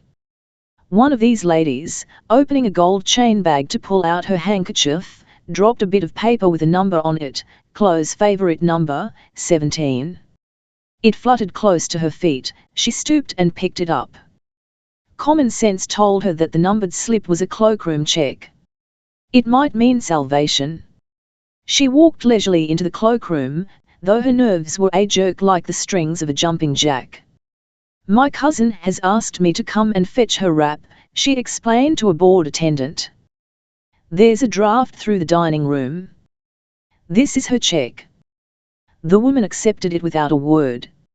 She presently produced a long wrap of black chiffon, lined with blue. Number 17. Here you are, miss. So speaking, she removed the duplicate check, which had been pinned to a frilled hood of the cloak. At sight of that hood a weight lifted from Clot's heart. It was more ornamental than practical, but it would be immensely useful to her. If she had been given her choice of cloaks, she couldn't have done better. 17 was bringing her luck. Oh, I believe I'd better leave my hat, she said to the attendant, as if on a second thought. Unsuspiciously the woman took it, pinned a bit of paper to the lining, and handed the duplicate to Chloe. Nobody's got 17 now, so I'll give it to you again. This seemed a good omen, 17 for the second time. With the cloak over her arm she sauntered out of the room. Then back she went to the foot of the stairs, where was a quiet niche behind a big, potted palm, and close by was one of those convenient panel mirrors. Thus refuged, Chloe slipped into the wrap, and arranged the floppy hood. It was far from becoming, for the frill fell almost to her eyes, but it hid the telltale red hair, and showed little of her face save the end of an impudent nose and the tip of a pointed chin. The cloak, made for a taller figure than CIO's, came nearly to her feet, and holding it together the white dress became invisible. Now for it, she thought, like a soldier who goes over the top to charge the enemy. Head down, hood flapping, cloak floating, she sailed along the corridor and out into the gallery beyond. Yes, there was the marble staircase, and below was the great, bright hall, but in this disguise she could pass O'Reilly if he had assembled half the detectives in New York. So she tripped down the stairs, sedate, unhurried as the carefree girl whose cloak she had borrowed. Arrived in the hall, she knew her way out, and could hardly subdue the triumph in her voice as she said "Taxi, please" to an attendant porter. "Where shall I tell him to go, miss?" came the question as she stepped into the cab, and for half a second she hesitated. By a clock she had seen in the hall it was just 8:30. There would be time to go home, time for Angel to open the envelope and see if the contents were right, time to tell Angel her own adventures, and time to rest before keeping her tryst with Peterson. She gave the number of the house in Park Avenue where Roger Sands lived. The door of the taxi shut with a reassuring click. It was heavenly to lean back against the comfortable cushions. She ought to be entirely happy, entirely satisfied. Perhaps it was only reaction after so many hopes and fears, this weight that seemed to press upon her heart. Yet it was an obstinate weight. It grew heavier as the taxi brought her nearer home. 16. A quotation from Shakespeare, not easily jealous, but, being wrought, perplexed in the extreme. The words describing Othello's torment rang in Roger Sands' ears. The words kept time with the purring throb of the motor that sped him on his wife's errand. Certain it was that he had not been easily jealous. He had married a girl with a secret to keep, and he had never questioned her. He had made her queen, and he was her loyal subject. She ruled him and his kingdom. Only today he had given her queen's pearls. They were his atonement for an hour of distrust. How had she rewarded him? Roger reviewed the afternoon, since the presentation of the pearls, and there were details which he saw in a new light. So desperate had been her mysterious haste that she had broken the rope of pearls, and had not even stopped to pick up the scattered splendor. Roger Sands' health had been hard toward his wife when they met. He had settled upon a policy of silence for the present, while in self-protection he watched developments. He agreed quietly to Beverly's request that he should fetch the pearl stringer, though feeling a cold, sick certainty of her motive in making it. He went, as he had given his word that he would go, to 27 Elm Street, Yonkers. Miss Blackburn herself answered his ring, and when the name of Chloe Riley was mentioned, she said at once that she would accompany Mr. Sands. Roger was kept waiting only while Miss Blackburn took leave of her mother, gathered together her materials, and packed a small bag, for it was clear that, if the pearl stringer were to finish her work in one sitting, she would have to spend the night in Park Avenue. The little woman, whose face seemed almost featureless to Roger Sands, was interested in the man as well as in the mission. The pearl stringer had often heard of him in various ways, and her work took her into a set who knew, or gossiped, about his private affairs. She had listened to women's talk concerning Mrs. Sands, the girl from nowhere, and, though Miss Blackburn was good as gold, she did enjoy a little spicy scandal. She could in future make herself quite interesting to some of her regular clients, be telling how she had worked for Mrs. Roger Sands, and not only for their sakes, but her own, did she look forward to this job. Secretly, Ellen Blackburn planned some day to write a volume of reminiscences, and she had a feeling as she sat in discreet silence beside Roger Sands in his car, that tonight she would get material for particularly good notes. She was conscious that his nerves were tensely strung. It's just as if he were sitting in a thundercloud charged full of electricity, with me getting some of the shocks, she told herself, thinking of her notebook, where she would make entries when she got home. It was nearly 8:15 when Roger's latchkey opened the door of his apartment. Miss Blackburn was impressed, not only by the magnificence of the hall, but by the originality of its decoration. Roger, having let himself and the pearl stringer in with his latchkey, regretted that he had done so. He did not want to see Beverly alone just then. It would be better to have her summoned by a servant. Miss Blackburn was too observant of tiny details not to notice that he stepped back and pushed the electric bell outside the door, which he had not yet closed. And when he said to the butler, "Please tell Mrs. Sands that I have been able to bring back Miss Blackburn," the small student of character guessed at once that he wished to avoid meeting his wife. The hall was large, and fumished like an extra drawing room, therefore it was not inhospitable that Roger should leave the pearl stringer alone there, with the excuse that he must dress for dinner. He was, he explained, going to his club. As he made this announcement, however, and before the butler could carry the message to Mrs. Sands, a dazzling vision appeared. It could be no other, Miss Blackburn felt, than Mrs. Sands herself, and she was right, for Beverly had dressed with unusual speed, yet with unwonted pains, in order to be ready for Roger's return.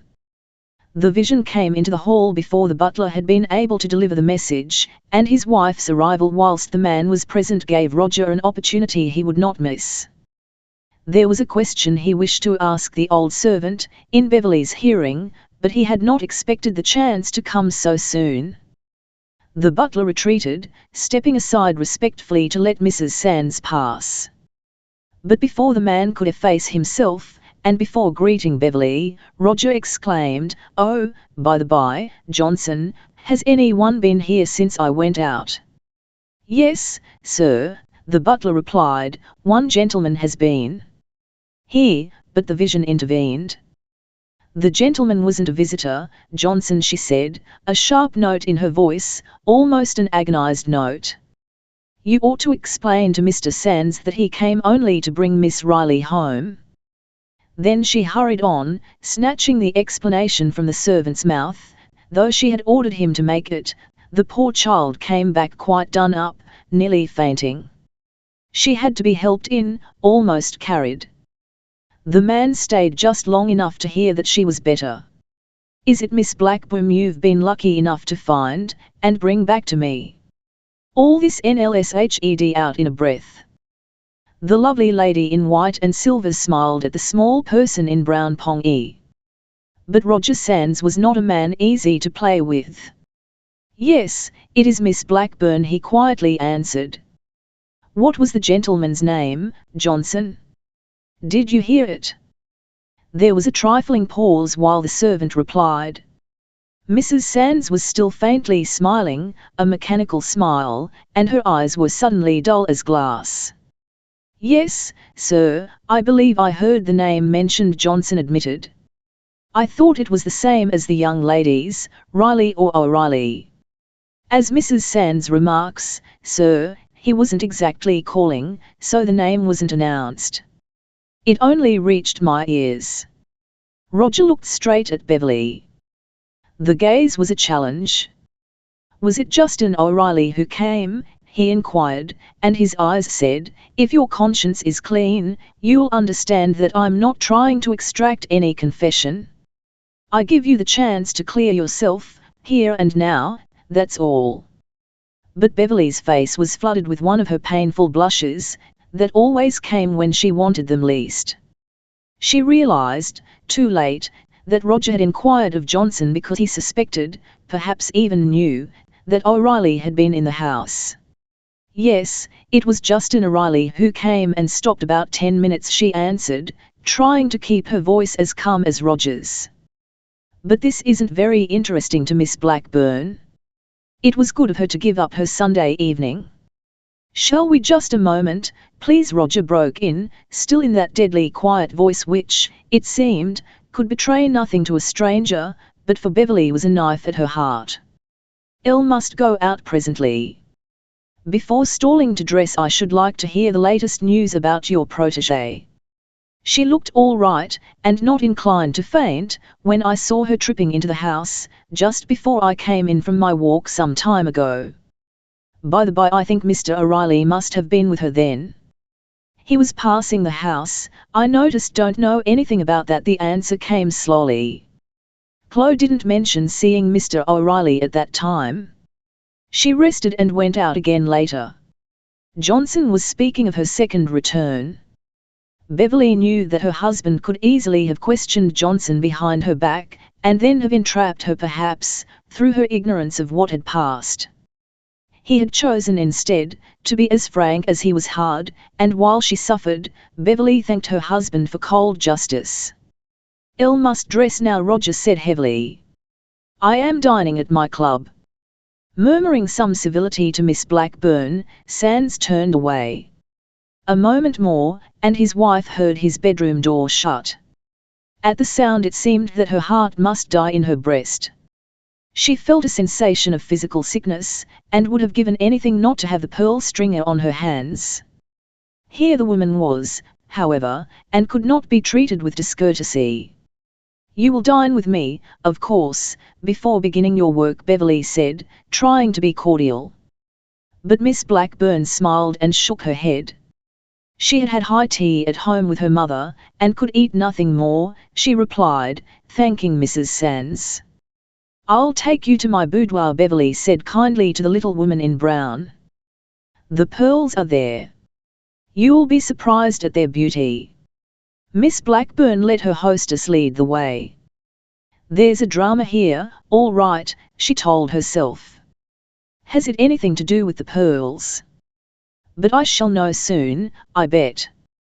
The vision opened the door of a charming room. The light was already switched on, and the newcomer noticed that a door stood wide open between the boudoir and the bedroom, which, also, was lighted. Miss Blackburn guessed that Mrs. Sands had only just finished dressing in a hurry as her husband came into the house.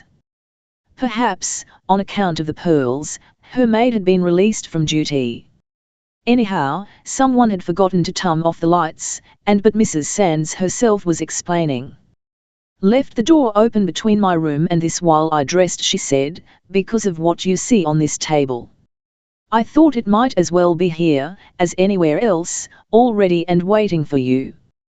She made a nervous gesture, and Miss Blackburn saw on the table indicated a large oval case of pummel velvet, slightly old-fashioned looking, and adorned with a splendid gold crown. The pearl stringer knew something about crowns and coronets, duchesses, countesses, baronesses, and small fry like that. But this crown was royal. She was going to get good copy for her notes. Beverly's hand moved toward the purple case. She was in a desperate hurry to get her business with Miss Blackburn over, and escape into the hall again. She must TW to have a word with Roger before he went, though she dared not, literally dared not, go to his room. "You'll see the pearls," and she had begun, when her ears caught the sound of an electric bell, a loud, insistent peal. 17. The mystery of the boudoir. It's Roger, Beverly thought. He's ringing for Johnson, perhaps to ask more questions.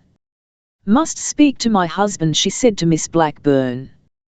"The pearls are in that case. There are 250. About 30 came unstrung. You'll see for yourself how they ought to be graduated.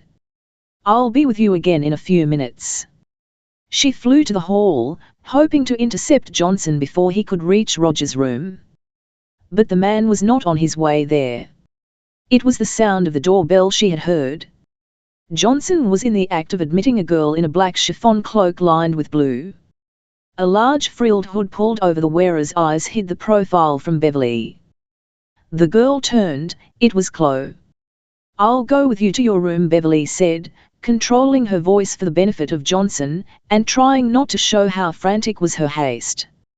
It was only when she had noiselessly closed the door of the big, bare room, that she dared let herself go. "What's happened?" she implored. "Why are you dressed like this? Of course you haven't got the papers." "Elle dressed like this to make a getaway," said Chloe. "Elle stole the cloak. I'll tell you everything by and by. But first, you must find out for yourself whether I've got the papers. I've got something in a thick envelope. That's all I know." She threw off the cloak off girl at the Diets, and unpinned the pocket which held the precious package, the pocket which, thanks to the pin, had guarded its contents through the whole series of her adventures. Beverly took the large linen envelope, not even thanking Chloe. Neither noticed the omission. "Addressed to Justin O'Reilly," she exclaimed. "It's the right size. But what makes you think it may have my envelope inside?" "Because it was carefully hidden in a safe in the wall. I thought of opening it to make sure. There wasn't enough time." "I'll open it now," said Beverly. Her words were firm, yet she hesitated, and turning the envelope over, stared at the 5 official-looking red seals. What if it should contain legal documents belonging to some client of O'Reilly's? Tap, tap, came at the door. Beverly laid the envelope on the glass table, where CIO's medicine bottles once had stood. Over the red seals she flung her handkerchief, lest it should be Roger at the door. Meanwhile, Chloe had answered the knock and revealed Johnson. "En Latham, the lady who came with Mr. Sands wishes to see you immediately. It's very urgent," he announced. "Say I'll be there in a few minutes," she replied.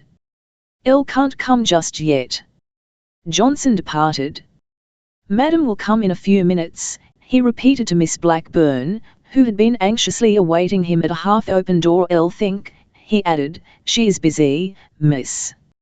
"In that case," suggested the pearl stringer, "perhaps you'd better call Mr. Sands." "Very well, miss, I'll do so." Johnson tummed away, and Miss Blackburn retreated to the boudoir. But it occurred to Chloe that Roger might be summoned if Beverly delayed. "Something must be worrying Miss Blackburn," she said. "I'll wonder if it's anything you'd like Mr. Sands to mix up in, or if you'd rather attend to it yourself. You know, we've lots of time before 10 o'clock. If the papers are in this envelope, it's all right. If not, there's nothing doing." Just why Beverly did not want Roger to go to her boudoir she hardly knew, unless she feared that a pearl might be missing, and that Roger would be more vexed than he was already. Whatever the motive in her mind, she felt suddenly impelled to haste. Even with Chloe she could not leave the envelope. Wrapping it in the handkerchief to hide the address, she hurried off with it in her hand. "You sent for me, Miss Blackburn?" she asked, as she threw open the door. The pearl stringer stood by the table, looking pale and strange. "Oh, Nlrs Sands," she exclaimed, "you told me the pearls were in their case, but they are not. I found it empty. You must have laid them somewhere else." Beverly wondered whether she had become temporarily insane, and had hidden the pearls in a place already forgotten. But in her heart she knew that nothing of the sort had happened. "No," she said, answering herself as well as Miss Blackburn, "Elle didn't touch the pearls after I put them away, and brought them in here." 01-1, please don't tease me. This is too serious. "Tease you?" echoed Miss Blackburn. "Why, Mrs. Sands, I wouldn't do such a thing. I wish to goodness I'd insisted on your staying till I'd opened the case and counted the pearls. I don't think I was ever so foolish before. Now, maybe you'll believe that I've No, no," exclaimed Beverly, calmed by the other's distress. "Of course I believe nothing so foolish. Even if you, what nonsense to speak of it, but even if you wanted the pearls, you couldn't hide them. Let me think. Let me go back in my mind over everything that happened. I was in the next room practically all the time when I wasn't here. The door was open between. I could have seen anyone who came in. Oh, the pearls can't have been stolen. There's been nobody to steal them. What about our little friend, Chloe Riley?" Miss Blackburn asked. "Could she possibly know anything? Mightn't she help with some suggestion? I thought hers one of the brightest, quickest minds I ever met. Indeed, I owe my life to its quickness." Beverly forgot to answer. The pearl stringer's words had sent her thoughts traveling along a new path. Suddenly she became aware that she had deceived Miss Blackburn and herself. When she made that statement, she had not reflected. CIO's return, in Riley's company, now seemed so long ago that she had not cast her mind back so far in connection with the pearls. She had thought of what she had done since O'Reilly's refusal of her request, and his departure. She had pictured herself as having seen the pearls in their case since then. But she had not done so. She had seen only the closed case, and had naturally taken it for granted that the pearls were in it. As a matter of fact, she had not actually seen them since she herself closed the velvet case. Could Chloe possibly have dashed into the boudoir and hidden the pearls? "I'll speak to Chloe," she finally replied, with a dazed look after a silence that puzzled Miss Blackburn. "Please stay here. I'll be back in 3 or 4 minutes, and bring Chloe with me, if she's well enough." Chloe, denuded of the stolen cloak, had flung herself upon the bed to rest, and call back the force of her vitality for a later effort. Her nerves were throbbing like hot wires, and she jumped at the opening of the door. "Oh, I'm glad it's you," she sighed, at sight of Beverly. "Have you opened the envelope?" "The envelope?" Beverly repeated. "Oh, Chloe, I thought nothing on earth could have put it out of my head for a second. But Miss Blackburn called me to say the pearls have disappeared. I forgot the envelope. I must hurry back. Did you do anything with the pearls, on your way out?" Chloe looked aghast. "Good gracious, no," she cried. "I went through the kitchen, and down the servants' elevator." "Oh, Mrs. Sands, angel, you don't nonsense. You're as bad as Miss Blackburn." Beverly cut her short. "Thought that, for some reason, you might have hidden them. Now I know you didn't. Chloe, this is the most terrible day, except one, in my life. I must find the pearls or Roger will never forgive me. And only a few minutes ago they were nothing, compared with the papers. CIO's wits, drowned in horror for an instant, came to the surface again. What if O'Reilly took the pearls for revenge, she blurted out. Did he know? Was he anywhere near them? Beverly, who had been standing by the bed, sank down upon it, and stared. He did know, she said slowly. And he was alone in the room with the pearls for some minutes, if I remember rightly. You see, Sister Lake arrived. She was angry about your being out. I tried to soothe her. It was no use. She left, bag and baggage, in injured dignity. O'Reilly was in my boudoir. Oh, Chloe, it must be he who took the pearls. The girl herself had said it, yet, when the words were repeated by other lips than hers, it gave her a shock. O'Reilly's face rose before her eyes. Don't believe he did it, she was surprised to hear her own voice cry out aloud. You suggested it yourself, exclaimed Beverly. No, the girl confessed. The idea popped into my head. But it can't be true. He's not that sort, whatever else he may be. He went off furious with you, with us both, Beverly said. It must have been he who stole the pearls. There's a strong motive, something for him to hold over us, and force us to give the papers back. If we've got them, cut in Chloe. Beverly sprang up. I'm lost in this, she faltered. There are too many things against me. I can't cope with them all at once. I must go to the boudoir and get that envelope, whatever happens. What shall I do? Asked Chloe. Beverly was already at the door, and had opened it. If I don't come back to you in 5 minutes, it will be a sign I want you to come to me. When the door had shut behind her, Angel, the girl felt she would be thankful for the 5 minutes respite. She lay flat and straight as a figure on a marble tomb, yet she could not rest for thinking of O'Reilly. His eyes seemed to be looking into hers. By shutting them, she could not shut him out. When she thought that the 5 minutes must have passed, she slid wearily off the bed. Must go to Angel, she said half aloud. But she had not got to her feet when, without knocking, Beverly flung the door open. Instantly Chloe guessed that some new and worse misfortune had happened. This time it's the end. I give up. Beverly panted. The envelope has gone with the pearls. I hadn't even opened it. I don't know what was inside. Gone. The envelope gone, gasped the girl. From the table in the boudoir, Beverly answered. Laid it there when Miss Blackburn told me about the pearls. It was there when I came to you. Miss Blackburn hasn't left the room.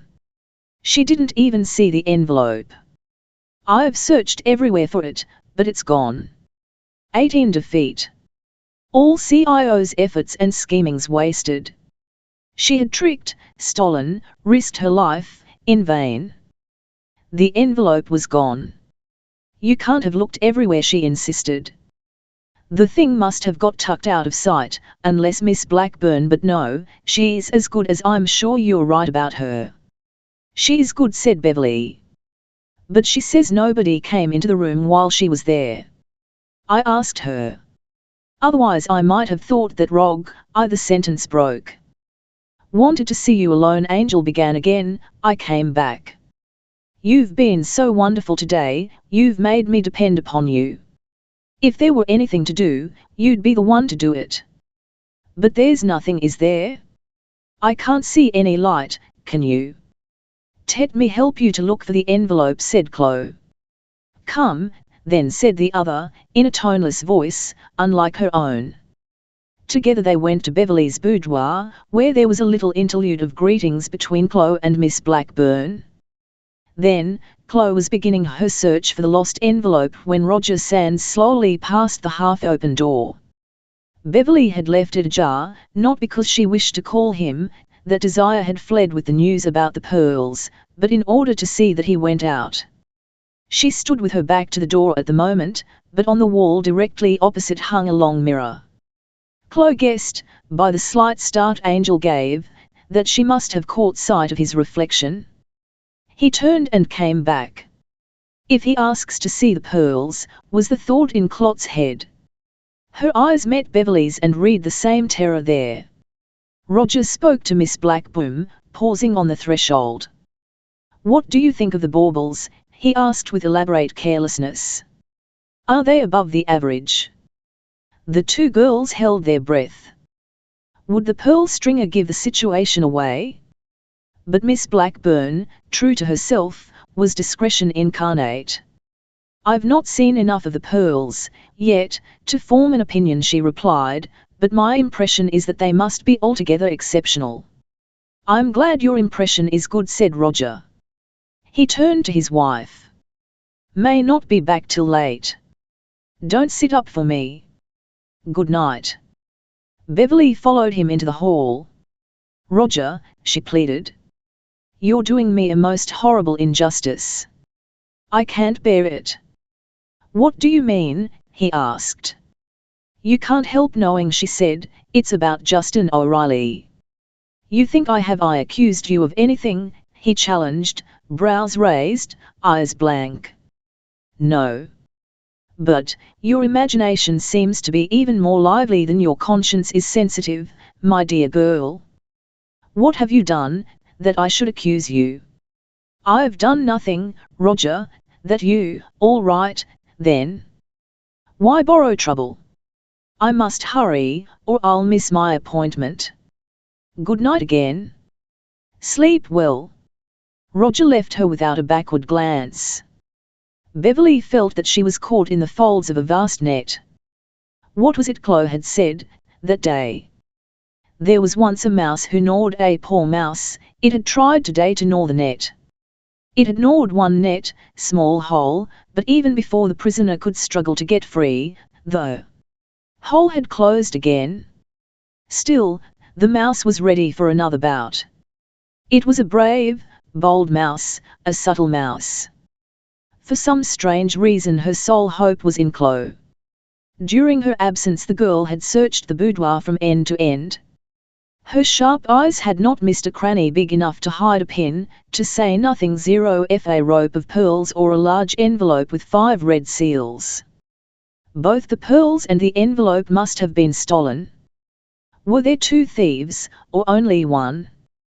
With Roger's dépanneur, and Beverly's rhythm, the 3 women could talk with freedom, especially after Mrs. Sands' announcement to the butler that he would not be needed to serve dinner. Miss Blackburn reiterated that she knew nothing of the envelope. She had had no thought for anything except the pearls. Their loss put her into an embarrassing position unless Mrs. Sands intended informing Mr. Sands and the police at once of what had happened. "Saw by your face you didn't want me to speak when your husband came in," she said to Beverly, "so I hedged, and did the best I could without lying. I realized that you would want to be the one to break the news. But I suppose you have told him now? He'll send the police, or some private detective, won't he, to take evidence while I'm here?" "I do want to get them back," Beverly answered. "But I haven't told my husband, and we can't have the police, or even a detective." "That must seem not quite fair to you, Miss Blackburn. Whatever happens, you shan't suffer, I promise. I believe I know who has taken the pearls. If I'm right, it isn't exactly a theft. Perhaps if I go the right way about it, I can get them again. What's the good of worrying my husband, when in a day or 2 there may be nothing to worry about?" Muttered Miss Blackburn. "Think you're wrong, Mrs. Sands. I have a feeling that Mr. Sands suspects that the pearls are gone." "How can he?" Beverly cried. "Don't know, I only feel," the little woman repeated. As the two had talked, Chloe watched Miss Blackburn's face. It was with her as the pearl stringer had said of herself. She did not know, she could only feel that the good little woman had something on her conscience, something that she was obliged to hide. Chloe had by this time succeeded in clearing her mind from cobwebs. Suddenly a light shone like flame upon the mystery. "Peterson, was the name that printed itself upon the girl's brain. If he could have got into the flat, he could have stolen both the pearls and papers. Does Miss Blackburn know something, and if she does, why won't she tell? It occurred to Chloe that, if she could have a few words with Miss Blackburn alone, perhaps the puzzle might be solved. "Angel," she said, "if there's been a thief in this house, perhaps he's here still. With 2 manservants, you ought, I Beverly waited for no more. Any straw was worth catching at." She couldn't wait to ring for Johnson. She rushed out of the boudoir, hoping to find the butler in the dining room. He was there. And while she explained that something had been stolen, that the flat must be searched, Chloe got the chance she had wanted. "Miss Blackburn, you're my friend," she exclaimed. "This means life or death to me. I'm responsible for that envelope we've lost. Do, for the love of heaven, tell me what happened in this room while Mrs. Sands went out and left you here alone." The pearl stringer remained silent. She met CIO's great, imploring eyes without shrinking, but the girl saw that she breathed hard. "If you don't want me to die, tell me," Chloe implored. "Child, I would tell you, if I could." She stiffened herself, "but, you see," she finished, "there's nothing to tell. So, I can't. 19. The brown trunk. Chloe realized that there was no more to be said, since to accuse Miss Blackburn of lying would make matters worse. When Beverly came back, to say that the servants had been questioned, and the flat searched in vain, the girl had made up her mind what to do next.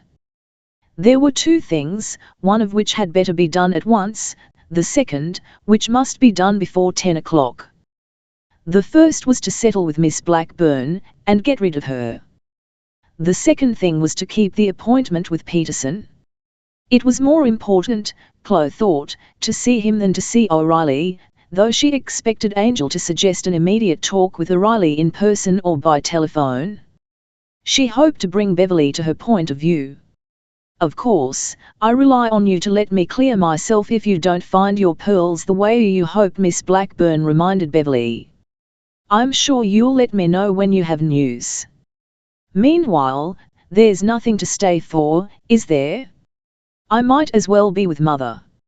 It was arranged that she should go home in a taxi, to save the time which must be wasted, waiting for Beverly's car. Mrs. Sands paid, of course, and gave the pearl stringer a present of $50, to make up for her trouble. It was not late, as time goes, but on this night of stress and ordeal, 9:15 was a terrible hour. The instant Miss Blackburn was out of the house, the 2 girls turned to each other, and clasped hands. "Thank God, she's gone," Beverly breathed.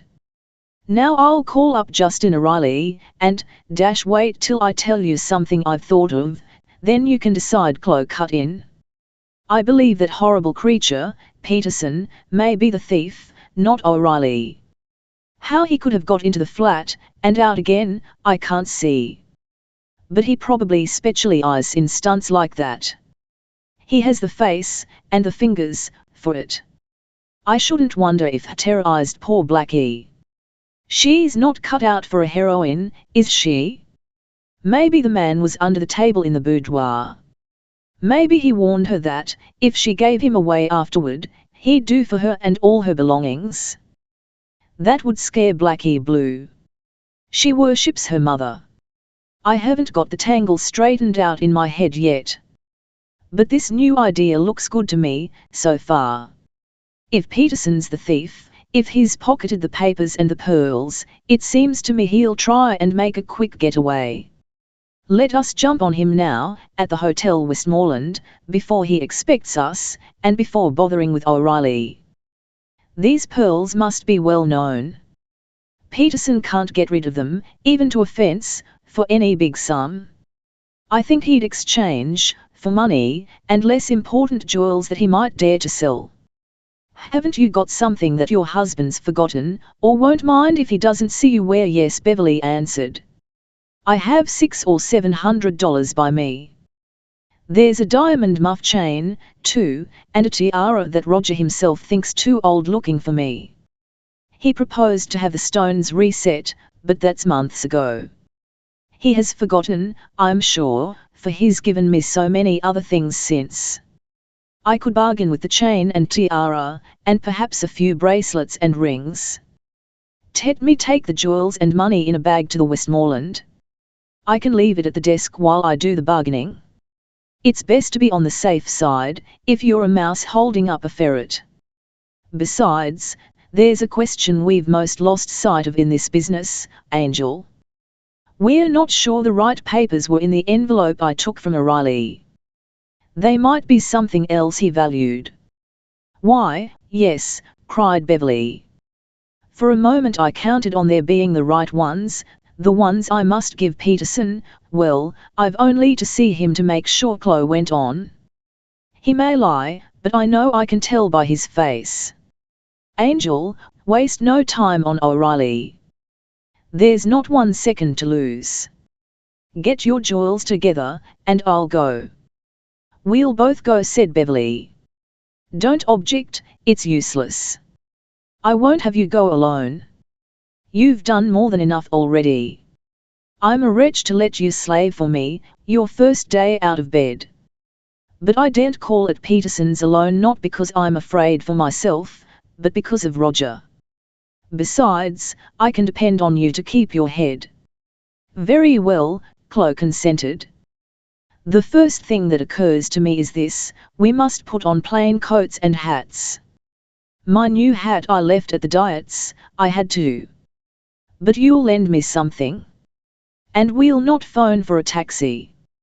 Best slip away and not let the servants know we've gone. If you've a latchkey, we may go and even get back without a soul being the wiser. Come to my room and choose wraps for us both, while I collect the money and what jewels I dare spare, Beverly said. As she spoke, she ran in front of Chloe, and opened a safe in the wall not unlike the hiding place Chloe had rifled at the Diets. The girl selected 2 automobile coats, one of grey silk, the other of brown, both intended to match the colours of dresses, but inconspicuous and plain there were toques made of the same material, within veils attached. Chloe took for herself the brown coat, which was shorter than the grey, and pulled the brown toque well over her red hair.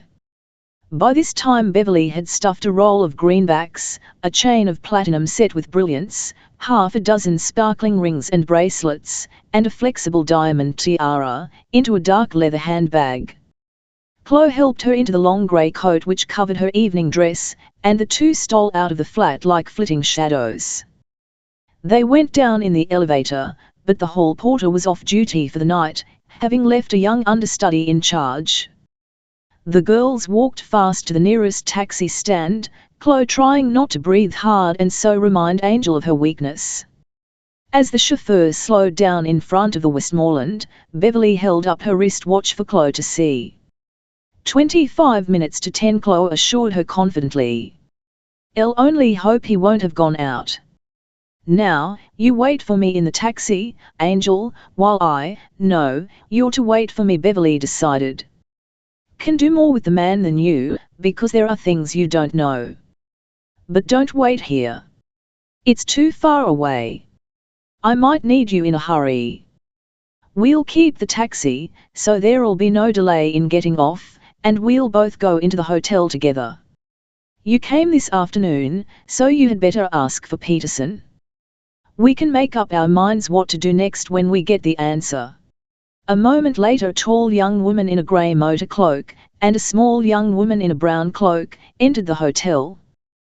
The veils that covered their close-fitting toques and fell over their faces were not thick, yet in the electric light the gauze took on a disguising glitter.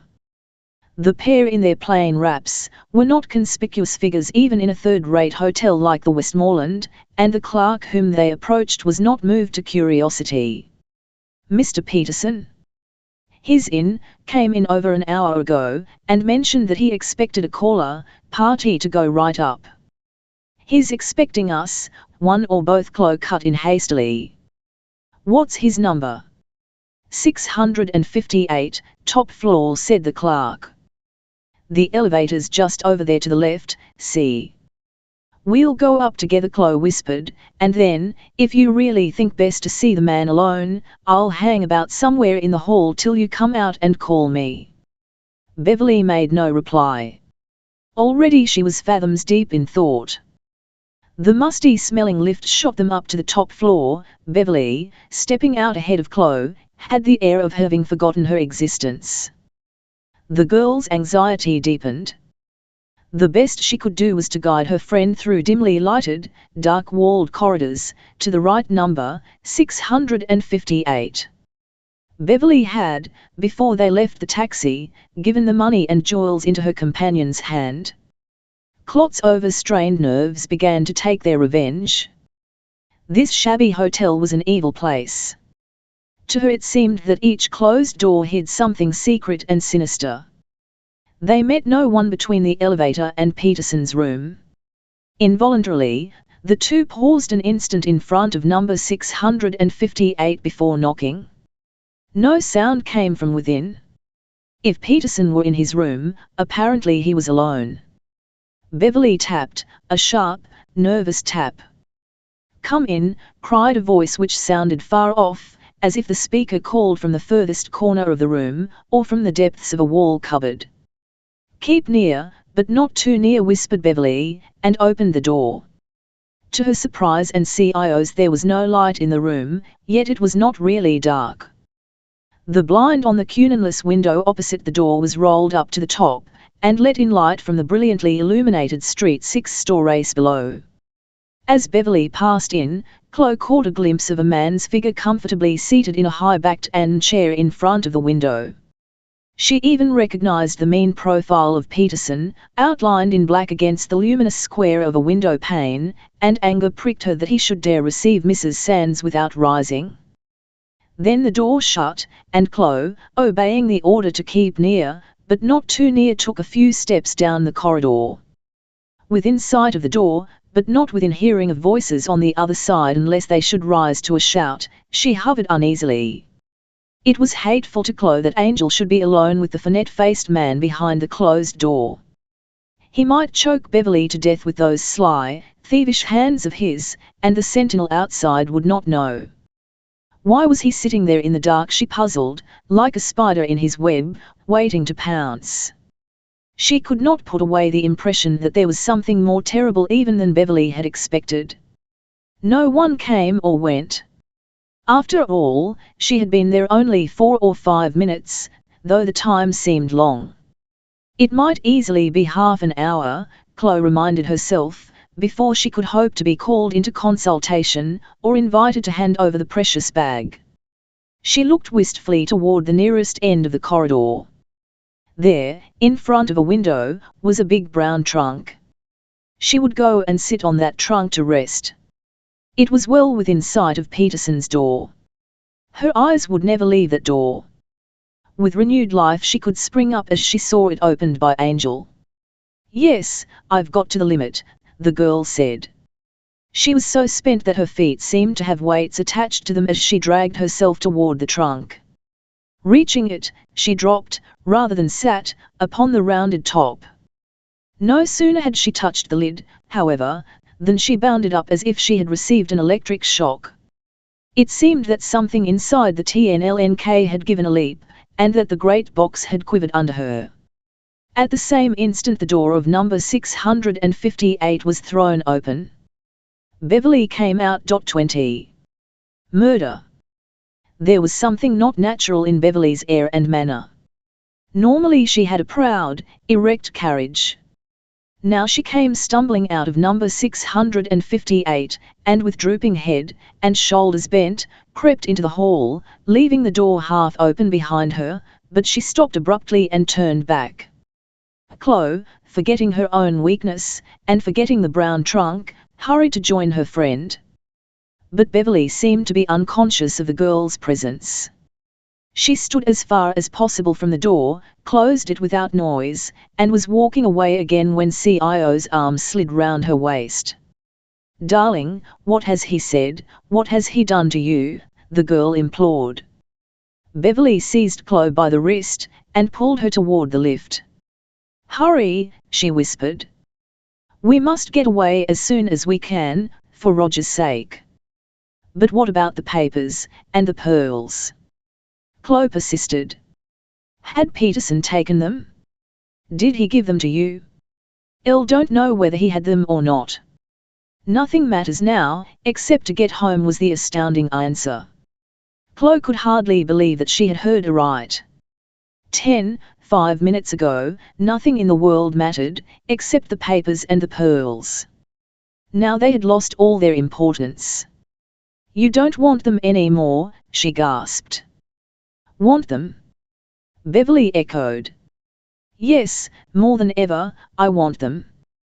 But it's too late. Don't ask me why. Only, come." Chloe could not argue with Angel, or oppose her, in such a mood as this. She wished that she had taken her own way, and gone herself to have it out with Peterson. She felt that nothing he could have said or done would have forced her to give up without at least knowing whether or not the booty were in his possession. As she kept pace with Beverly, she was screwing up her courage to one last, desperate coup. She would make it in spite of Angel. They came to the elevator, but before Chloe could put out her hand to touch the electric button, Beverly drew her father on to the staircase. They went down swiftly and in silence. The entrance hall of the hotel smelt of tobacco. They descended into it behind the elevator. A group of men surrounded the desk where they had inquired for Peterson, and the two girls in motor coats and veiled toques passed without catching sight of the clerk who had sent them to 658. 3 or 4 men of the commercial traveler type glanced at the grey and brown figures, but the elevator had at that moment released a golden-haired, black-eyed young woman in a pink evening dress. She became at once an object of interest, and the plainly cloaked pair vanished unnoticed. The taxi, which had been ordered to wait, was at a distance. They hurried to it. It was Chloe who opened the door of the cab, and almost pushed Angel in. "Shall I tell him to go to the corner where he picked us up?" she asked. Beverly nodded, and sank back against the shabby leather cushions. This was CIO's moment. She had led up to it, and decided what to do. First she placed the bag of jewels in Beverly's lap. Next she spoke to the chauffeur, giving clear directions. Then she slammed the door shut, and stepped back upon the sidewalk, motioning to the man to start. Angel will be so surprised, she won't know what to do for a minute, the girl thought. By the time she pulls herself together she'll realize it's too late to stop me. As fast as she dared, Chloe retraced her steps to the hotel. She hated to leave Beverly alone, but between two evils it seemed that she had chosen the less. When the taxi stopped, Beverly would get out, and then she would have a few blocks to walk before reaching home. As for the bag, she could hardly forget it in the cab. The thing was too heavy to fall from her lap without being noticed. She would have the jewels safe, while Chloe tried to bargain with Ferret Face on promises of reward. By the time she had argued away her worst tremors, Chloe had again entered the Hotel Westmoreland. She had decided to say that her friend had forgotten something if a question were asked, but the desk was still surrounded with its group of talkative men, and she walked to the stairs at the back of the hall as if she were a guest of the hotel. Thence she toiled to the top.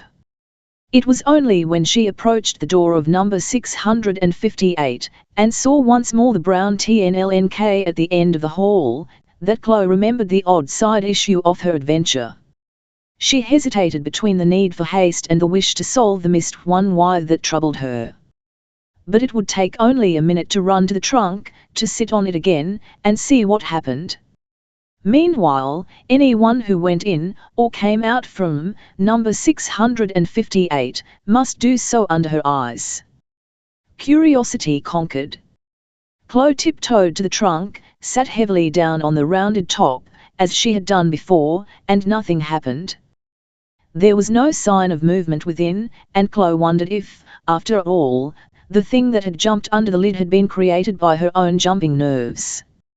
Suddenly the impulse came upon her to try and open it. She seized the corner of the rounded lid, but it remained immovable. She picked at the metal hasp which covered the cheap lock. It did not yield, but her fingers, or she fancied it, touched moisture. The girl shrank back and looked at her hand. Thumb and forefinger were smeared with blood. The girl felt sick, and might have fainted comfortably. Pooh, she scolded herself. You've cut your finger. Serve you right for not minding your own business. Go to it now, and no nonsense, a fire please. Goading herself to courage, she marched to the door of 658 and knocked. No answer came, and the girl's health sank. It seemed too bad to be TNLE that Peterson should have escaped during the few minutes spent in putting Angel into a taxi. Besides, she had scarcely gone beyond eye-shot of the hotel entrance. Perhaps he's asleep, thought Chloe. She turned the handle, and to her surprise the door yielded. She had expected to find it locked. As before, the room was unlit save by golden reflections from the street below. The girl opened the door wide, and deliberately looked in.